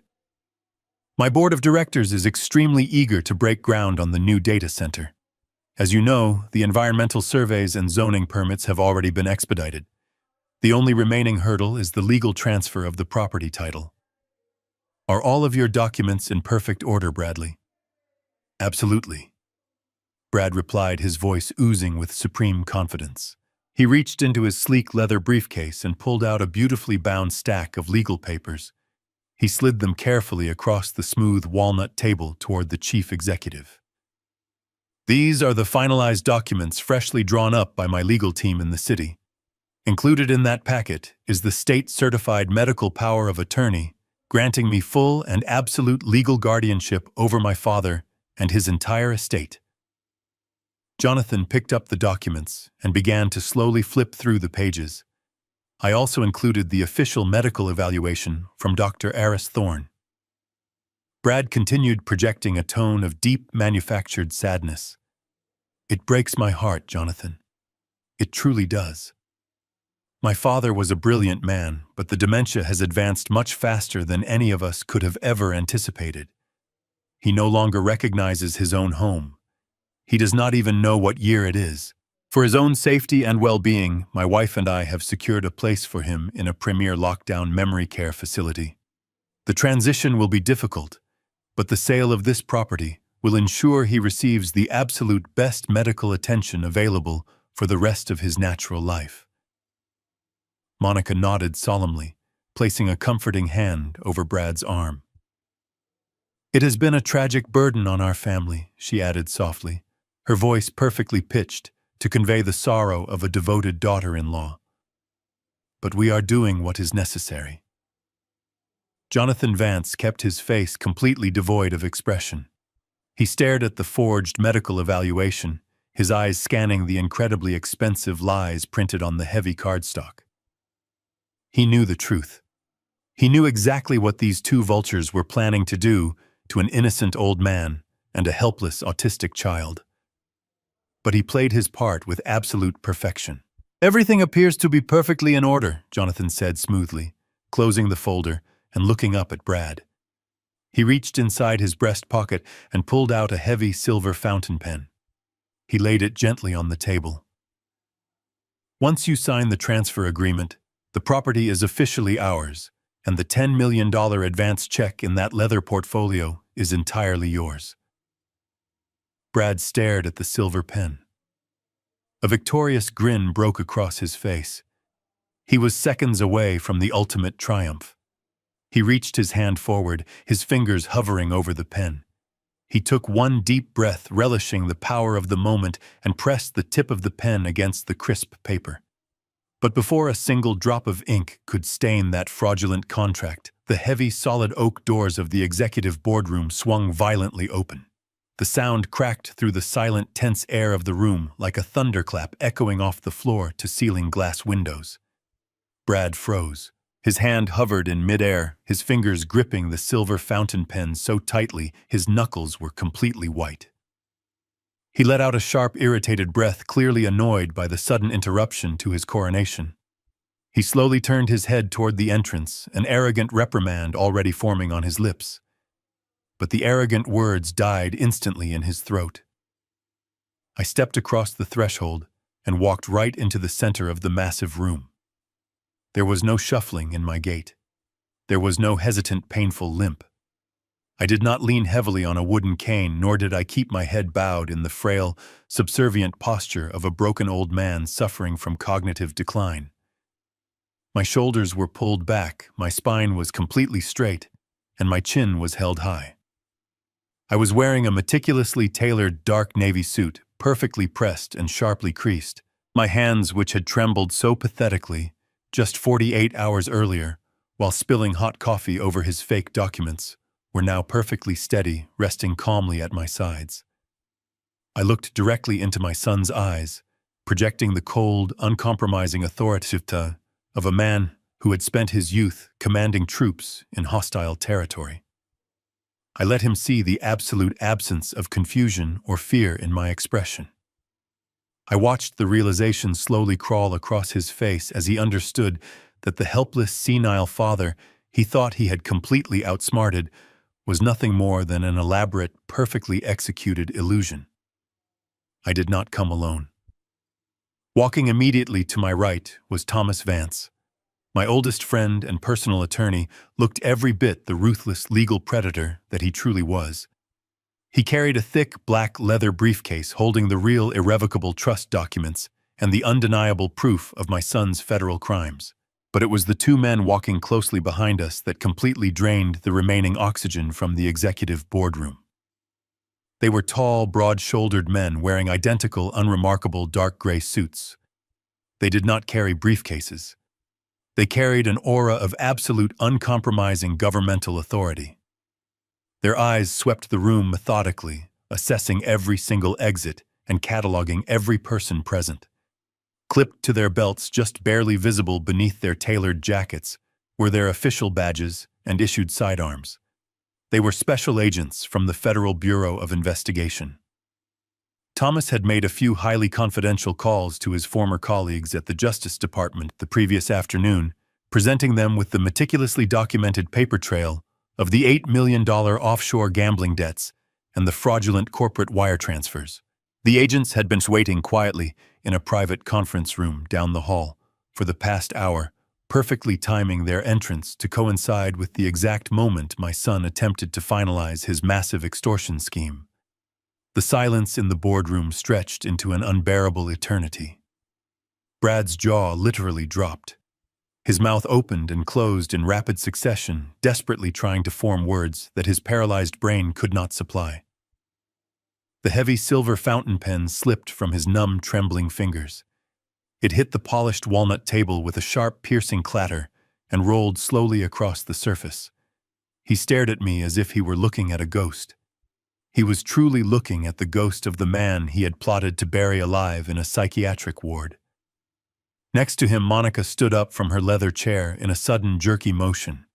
Her face, previously flushed with the intoxicating thrill of impending immense wealth, turned the color of old parchment. The incredibly expensive designer handbag she had been clutching onto so proudly slipped right through her fingers. It hit the carpeted floor with a heavy, muffled thud. She did not even blink or look down to retrieve it. She just stared at the two federal agents standing near the doorway, her chest heaving as a deep primal panic finally set in. She knew what those badges meant. She knew that the lavish European vacations and the life of ultimate luxury were completely gone, replaced by the terrifying, stark reality of an impending federal indictment. Jonathan Vance, the chief executive officer of Oratech, remained perfectly still at the head of the table. He did not look surprised, because he and I had successfully orchestrated this exact sequence of events, down to the very last second. He simply reached out, picked up the ruined, fraudulent contract, and folded it neatly in half, sliding it entirely out of Brad's reach. Brad finally managed to draw a ragged, shuddering breath. His eyes darted wildly around the room, desperately seeking an explanation, a loophole, or an exit. He looked at Thomas, then at the federal agents, and finally brought his terrified gaze back to me. "Dad." He choked out his voice, cracking into a high, pathetic squeak that echoed miserably across the vast room. "What in the world is going on here? Why are you dressed like that? Who are these people?" I took one slow, deliberate step forward. The sound of my leather shoe connecting with the hardwood floor felt like the strike of a judge's gavel. I did not shout. I did not need to. I spoke in a voice so calm and deeply cold that it completely froze the blood in his veins. "Put the pen down, Bradley," I said, every single syllable ringing with absolute finality. "You are not signing anything today. You do not own the farm. You do not hold my medical power of attorney. And you are certainly not sending me to a lockdown facility. The pathetic little play you directed here is officially over, and the final curtain has just fallen on your entire life." The silence that followed my words was so absolute, it felt as though the oxygen had been completely vacuumed from the room. Brad stared at me, his eyes wide and unblinking, his brain violently rejecting the reality standing right in front of him. He opened his mouth, but only a dry, rattling gasp escaped. He looked at the federal agents, then at Thomas, and finally back to me. "Dad," he whispered, his voice trembling so violently it was barely audible. "Dad, you are sick. You do not know what you are saying. You are having a terrible episode. We need to get you home right now." He turned desperately toward Jonathan Vance, holding up his hands in a frantic gesture of appeal. "Jonathan, please," he pleaded. "My father is severely unwell. He wandered away from the farmhouse. We need to call for medical assistance immediately to get him safely back to the facility. He does not understand what is happening here." I did not raise my voice to interrupt his pathetic string of lies. I did not need to. I simply turned my head and looked directly at the chief executive officer of Oratech. "Jonathan," I said calmly, my tone perfectly even and respectful, "I believe it is time to share the additional documentation we discussed." Jonathan Vance nodded once. He did not look at Brad. He reached out and tapped a sequence of buttons on the sleek, computerized console built right into the center of the walnut table. The heavy mechanical blinds on the floor-to-ceiling windows smoothly hummed as they closed, plunging the bright room into a soft, subdued twilight. A large digital projector descended silently from the ceiling. But we were not going to watch a visual presentation today. We were going to listen. Jonathan connected his cellular device to the sophisticated surround sound system of the executive boardroom. "I want you to listen very closely, Bradley," I said, keeping my eyes locked onto his terrified face. "I want you to hear exactly how sick and confused I really am." A soft click echoed from the hidden speakers, followed by the faint, distinct hum of my own kitchen refrigerator. Brad flinched as if he had been physically struck by a heavy object. He recognized the ambient noise immediately.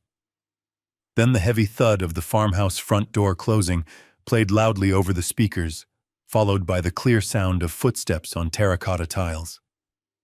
It was the exact recording from the morning he thought he had successfully manipulated me into surrendering the estate. His own voice, completely stripped of all fake desperation and dripping with arrogant victory, suddenly filled the entire boardroom. "Well, that was certainly easier than I expected," the recorded. Brad laughed. "I told you, Monica. I told you he would completely fold the second I brought Leo into the conversation. The old man is so ridiculously predictable.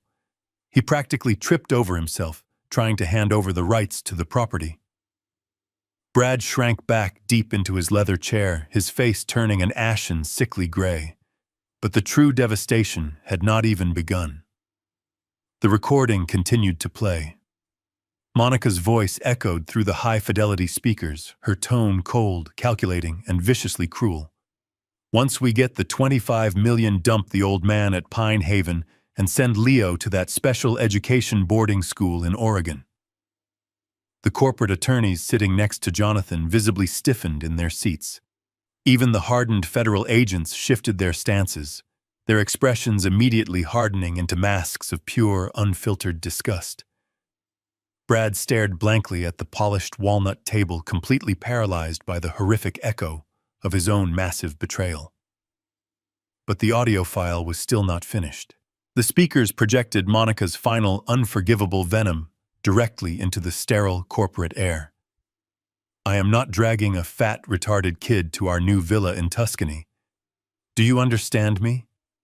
He ruins every dinner. He cannot look anyone in the eye, and he is an absolute embarrassment to be around." The recording ended with a sharp final click, plunging the boardroom back into a suffocating, deeply judgmental silence. Monica let out a strangled, high-pitched gasp. She frantically looked around the room, making panicked eye contact with the disgusted corporate lawyers, the stoic federal agents, and finally, my absolute unforgiving stare. The sophisticated, untouchable facade she had proudly worn for years, completely shattered into a million pieces. She was fully exposed, completely laid bare as a heartless monster, who was perfectly willing to discard her own innocent child for a few pieces of stolen silver. She could not handle the crushing weight of the absolute public humiliation pressing down on her shoulders. A primal, desperate instinct took over her body. She lunged backward, knocking her heavy leather chair to the floor with a loud, violent crash. She did not stop to grab her thick cashmere coat or her incredibly expensive designer bag. She just turned and bolted for the heavy oak doors, desperately trying to escape the room, to escape the terrifying consequences of her own poisonous words. But she did not even make it halfway across the thick carpet. The federal agent standing nearest the entrance simply stepped sideways smoothly, blocking her path with his broad, imposing frame. He did not draw his weapon or raise his hands aggressively. He just stood there like a wall of solid granite. "Where exactly do you think you are going, ma'am?" the agent asked, his voice low, incredibly calm, and entirely devoid of any sympathy. "We are not quite finished here." Monica stumbled backward, her chest heaving heavily as she let out a loud, pathetic sob. She was completely trapped inside the room with nowhere left to run. The elegant world she thought she controlled had just violently collapsed around her. She slowly sank to her knees, right there on the carpet, burying her face in her hands, weeping loudly as her cruel, dark reality finally crumbled into nothing. Brad stared at his wife weeping pathetically on the floor, but he did not make a single move to comfort her. His survival instinct, honed by years of cutthroat corporate trading, kicked into overdrive. He slowly turned his attention back to me, his chest heaving as he desperately tried to salvage whatever tiny fragment of control he thought he had left. He swallowed hard, attempting to smooth out his expression into a mask of forced surrender. "Okay, Dad," he said, his voice shaking, but attempting to sound reasonable. "You made your point. You caught us. The audio was a terrible joke, I swear, but you made your point. We will tear up the contract right now. We will walk away from the Oratech deal, and we will never bother you about the farm again. Just tell these agents to step aside, and we will go home. We can handle this privately, as a family." I looked at him, feeling a profound mixture of disgust and absolute pity. The sheer audacity required to casually brush off a massive extortion plot was completely beyond comprehension. He genuinely believed he could just apologize and return to his luxurious life. He did not understand the gravity of the avalanche that was already crushing him. "You are not walking away from anything, Bradley," I replied, my voice slicing through the heavy silence of the boardroom. "Did you honestly believe that when I hired a forensic accountant, we would only look at the documents you brought into my kitchen? When you declare war on a man, you better make sure you cover all of your tracks. We went through every single financial record tied to your name over the last 5 years. Brad's eyes darted nervously toward Thomas Vance, the heavy leather briefcase resting on the table, and then back to me. A new, much deeper layer of fear washed over his pale face.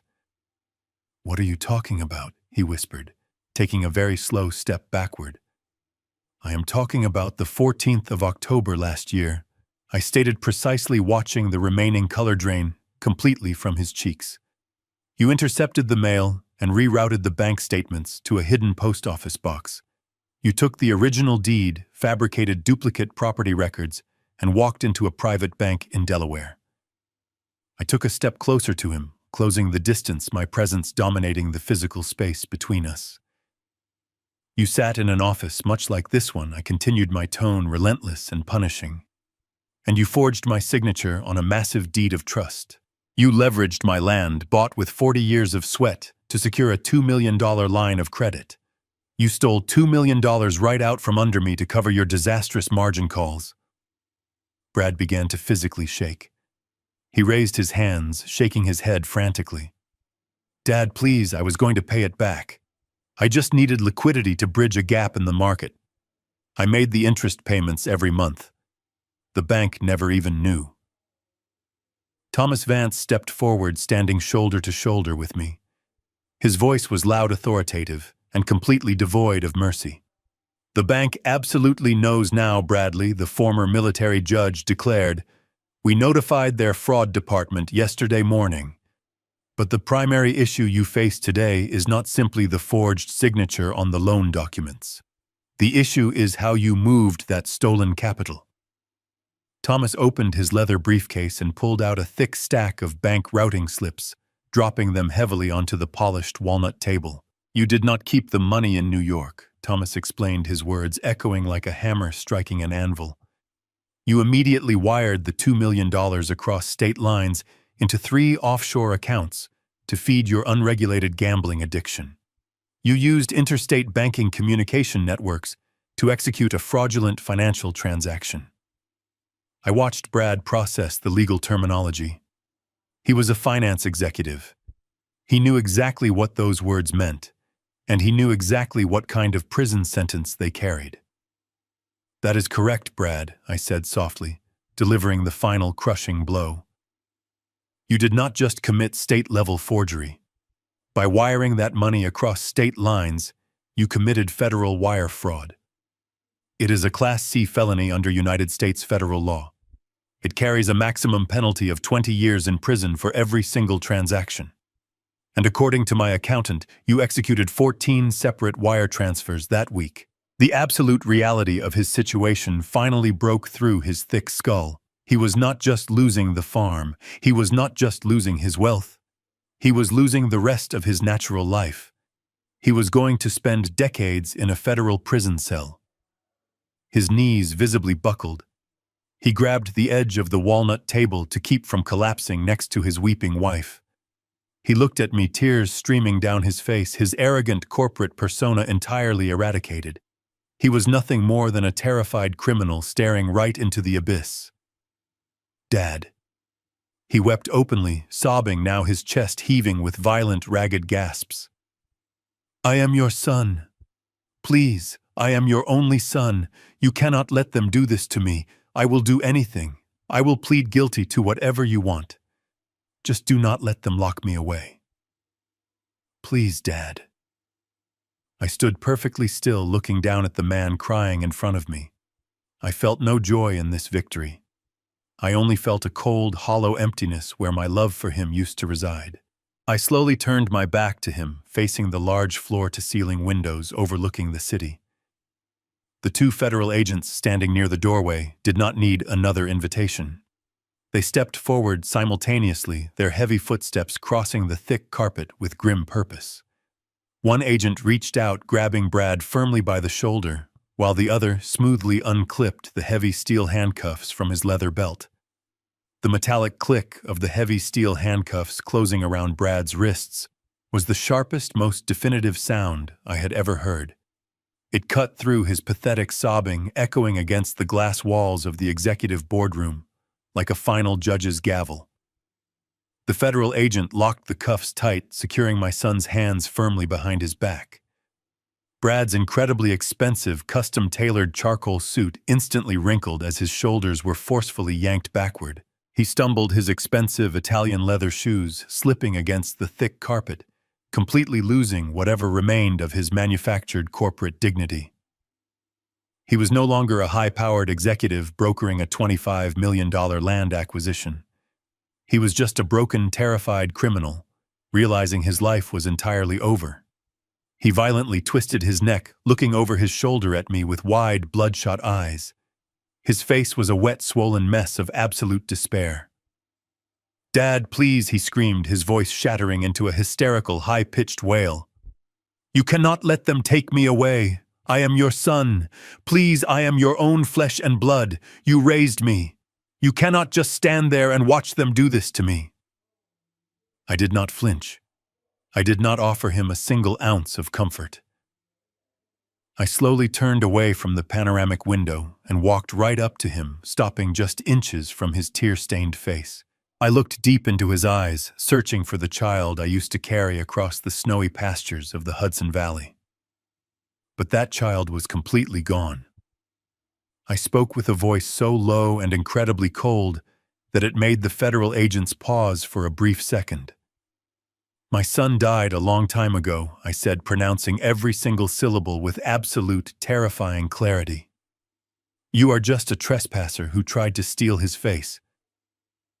Brad let out a devastated, breathless gasp, as if I had physically driven a knife straight into his chest. He collapsed forward, his knees hitting the floor, but the federal agent effortlessly hauled him back up to his feet, holding him in a firm, unyielding grip. Across the room, Monica was still kneeling on the floor, desperately trying to shrink away from the catastrophic scene unfolding in front of her. She watched her husband get completely destroyed, her mind desperately trying to construct a narrative where she was merely an innocent bystander. She slowly pushed herself up, her hands shaking violently as she smoothed down her extravagant white cashmere coat.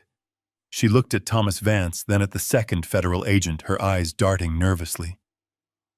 "I had absolutely nothing to do with the bank loans," Monica stammered, her voice shaking with desperate, manufactured innocence. "I did not sign those papers. Brad did all of that on his own. I am just his wife. I did not know he was stealing money." The second federal agent stepped away from the door and walked directly toward her. He reached to his belt and pulled out a second pair of heavy steel handcuffs. "You are Monica Dawson," the agent stated, his tone flat and entirely devoid of any emotion. "Yes," she whispered, taking a terrified step backward until her back hit the polished walnut table. "You are under arrest for federal conspiracy to commit wire fraud." The agent continued, grabbing her right arm with a grip of solid iron. "You are also being charged with conspiracy to commit elder abuse and criminal extortion." "No!" Monica shrieked, her voice echoing violently off the glass walls.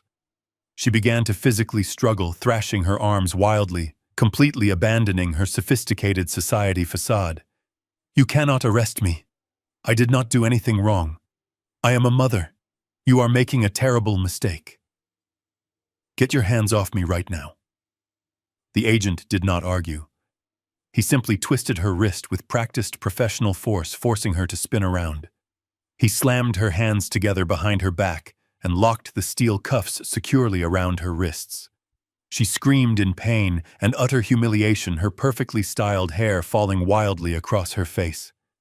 The incredibly expensive cashmere coat she wore was violently twisted and bunched up around her shoulders. She looked absolutely feral, weeping openly, her dark makeup running down her pale cheeks in thick, ugly streaks. "Let us go," the first agent commanded, giving Brad a firm shove toward the heavy oak doors. They were forcefully marched out of the executive boardroom. I stood silently next to Thomas Vance and Jonathan Vance, watching the miserable procession. The agents pushed them down the long, elegant hallway. The quiet, sophisticated atmosphere of the Oratech executive floor was completely shattered by Monica's hysterical screaming and Brad's pathetic, broken sobbing. Administrative assistants, junior executives, and corporate lawyers stepped out of their private offices, their eyes wide with absolute shock. They lined the hallway, watching the high-profile hedge fund manager and his glamorous wife being paraded through the building in heavy steel handcuffs like common street thugs.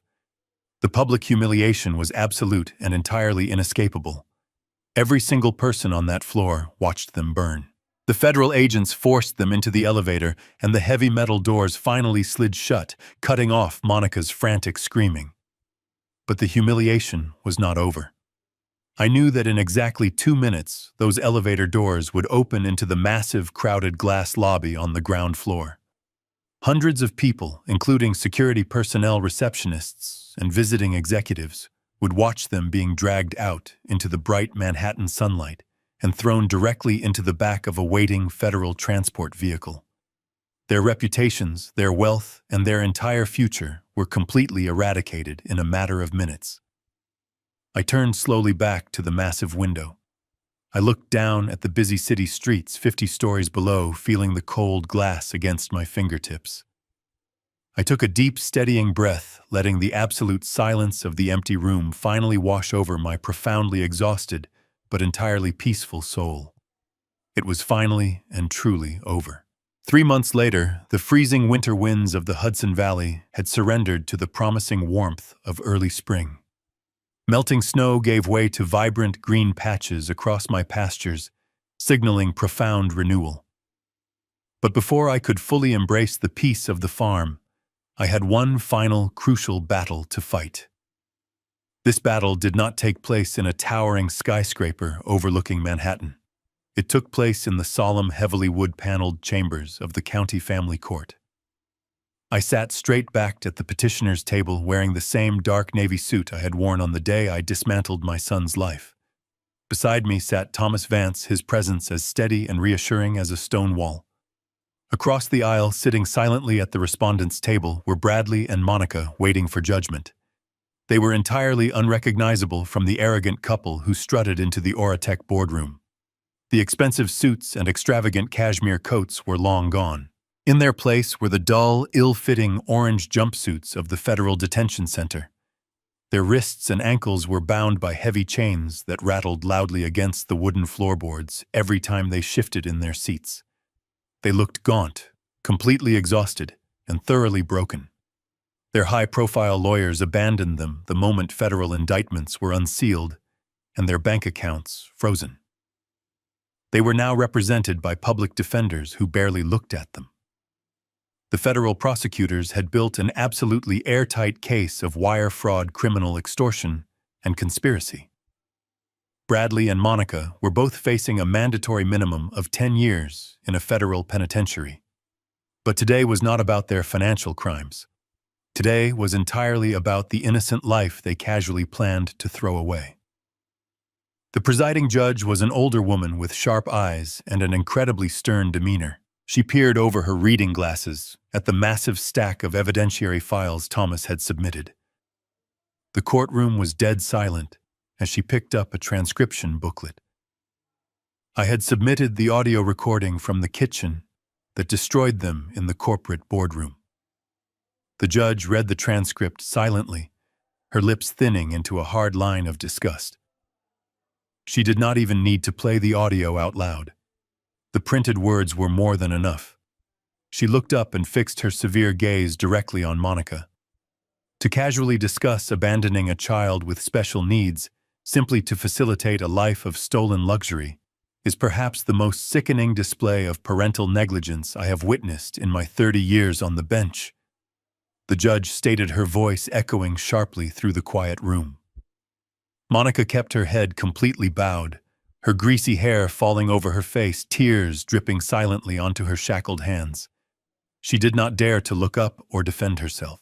The judge then turned her piercing attention to Bradley. "And you, sir," she continued, her tone dripping with contempt.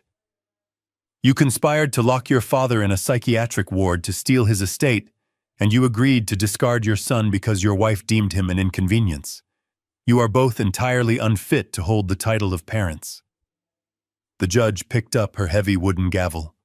Without a moment of hesitation, she declared her final ruling. She stripped Bradley and Monica of all parental rights, severing their legal ties to the boy.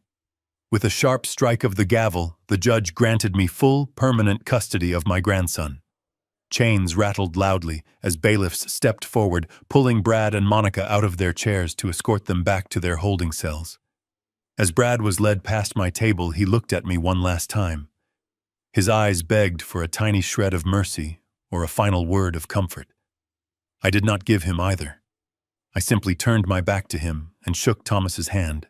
An hour later, I was driving my dusty Ford pickup down the highway toward the Hudson Valley. Sitting in the passenger seat next to me was little Leo. He had been quietly waiting in a private room with a kind social worker. When I told him he was coming to live with me at the farm permanently, he did not say a word, but he reached out and tightly gripped my calloused hand.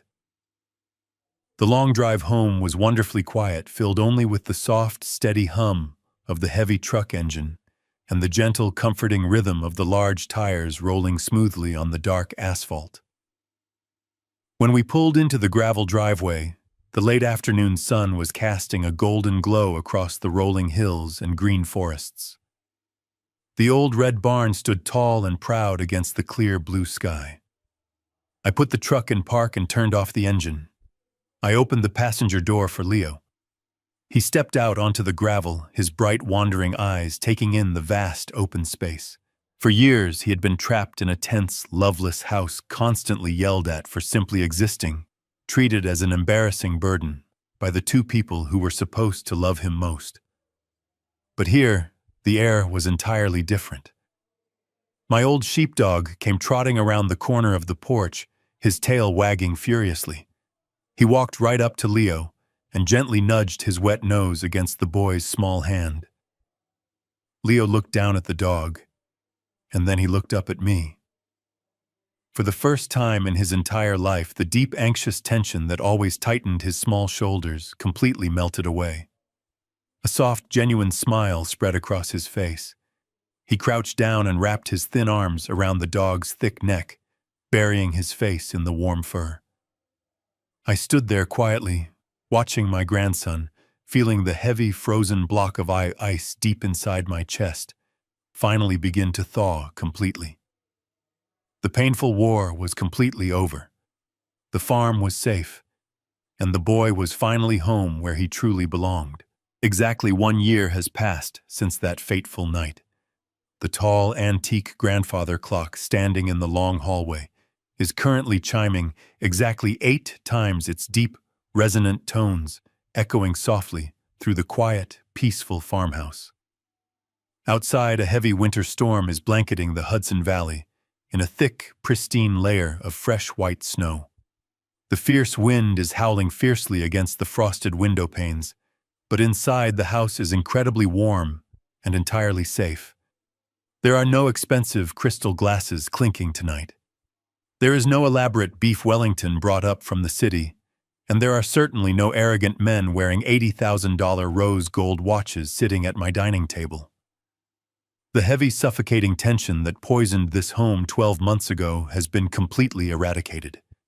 In its place is a profound, unshakable peace. I am sitting comfortably in my wonderfully worn leather armchair right next to the massive stone fireplace. The thick oak logs are crackling loudly, sending warm orange light dancing across the rustic wooden walls.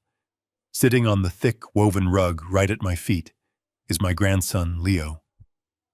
He is wearing a simple, comfortable flannel shirt and thick woolen socks. He is holding a long wooden stick with a perfectly toasted marshmallow on the end.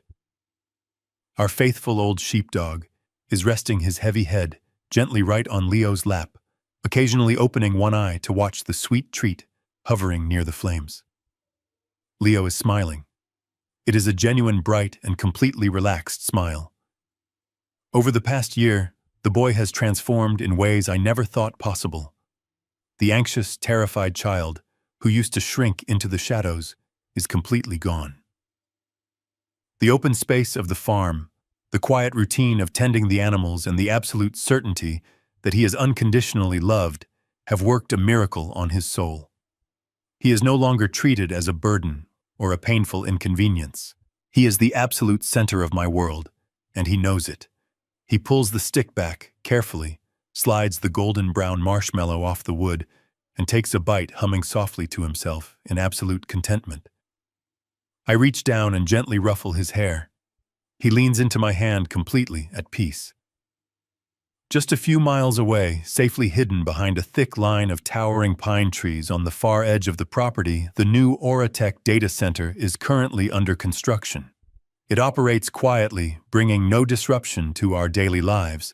But every single month, like clockwork, a massive lease payment is securely wired directly into the irrevocable trust account I established for Leo. The wealth generating from this land is securing his future for the rest of his natural life. He will never have to worry about anything. He will always be protected long after I am gone. As for Bradley and Monica, they are currently sitting in separate federal penitentiaries, wearing identical orange jumpsuits, completely stripped of their dignity and their freedom. Their high society friends abandoned them immediately. Their luxurious assets were seized and liquidated by the federal government to pay back the clients they had so ruthlessly defrauded. They have absolutely no power left to hurt anyone ever again. They are nothing more than a dark, distant memory, a painful chapter of my life that has been firmly and permanently closed. I do not feel anger toward them anymore. I do not feel anything at all. I look away from the crackling fire and look directly out into the room. I think back to that arrogant toast my son made exactly 1 year ago today.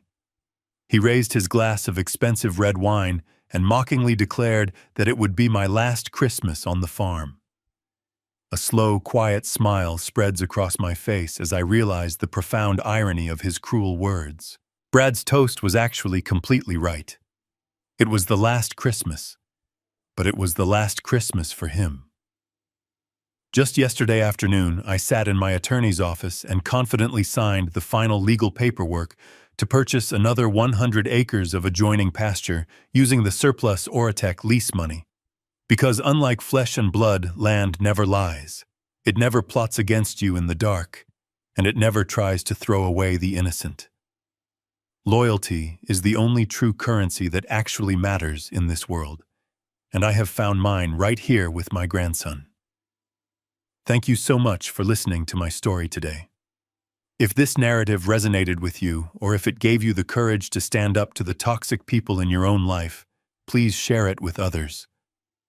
Because somewhere out there, someone else is being used by their own family, and they desperately need to know that they are not completely alone. They need to know that they can fight back and that true survival is absolutely possible. Blood is simply not enough to justify abuse. Love is entirely meaningless without basic respect. And sometimes the family you build with your own hands is so much better than the family you were given. I learned that lesson the incredibly hard way so that you do not have to. Did you like my story? And which city are you listening from tonight? Let us meet down in the comments section below. If you really liked the story, you can support my channel by sending a super thanks so I can keep bringing you more incredible life stories just like this one. Thank you so much for your sweet, continuous support. I am really looking forward to reading your thoughts and comments on this journey. On your screen right now, you can see 2 new life stories that I highly recommend you watch next. There is so much more content waiting for you on my channel. Do not forget to hit the subscribe button so we can stay connected.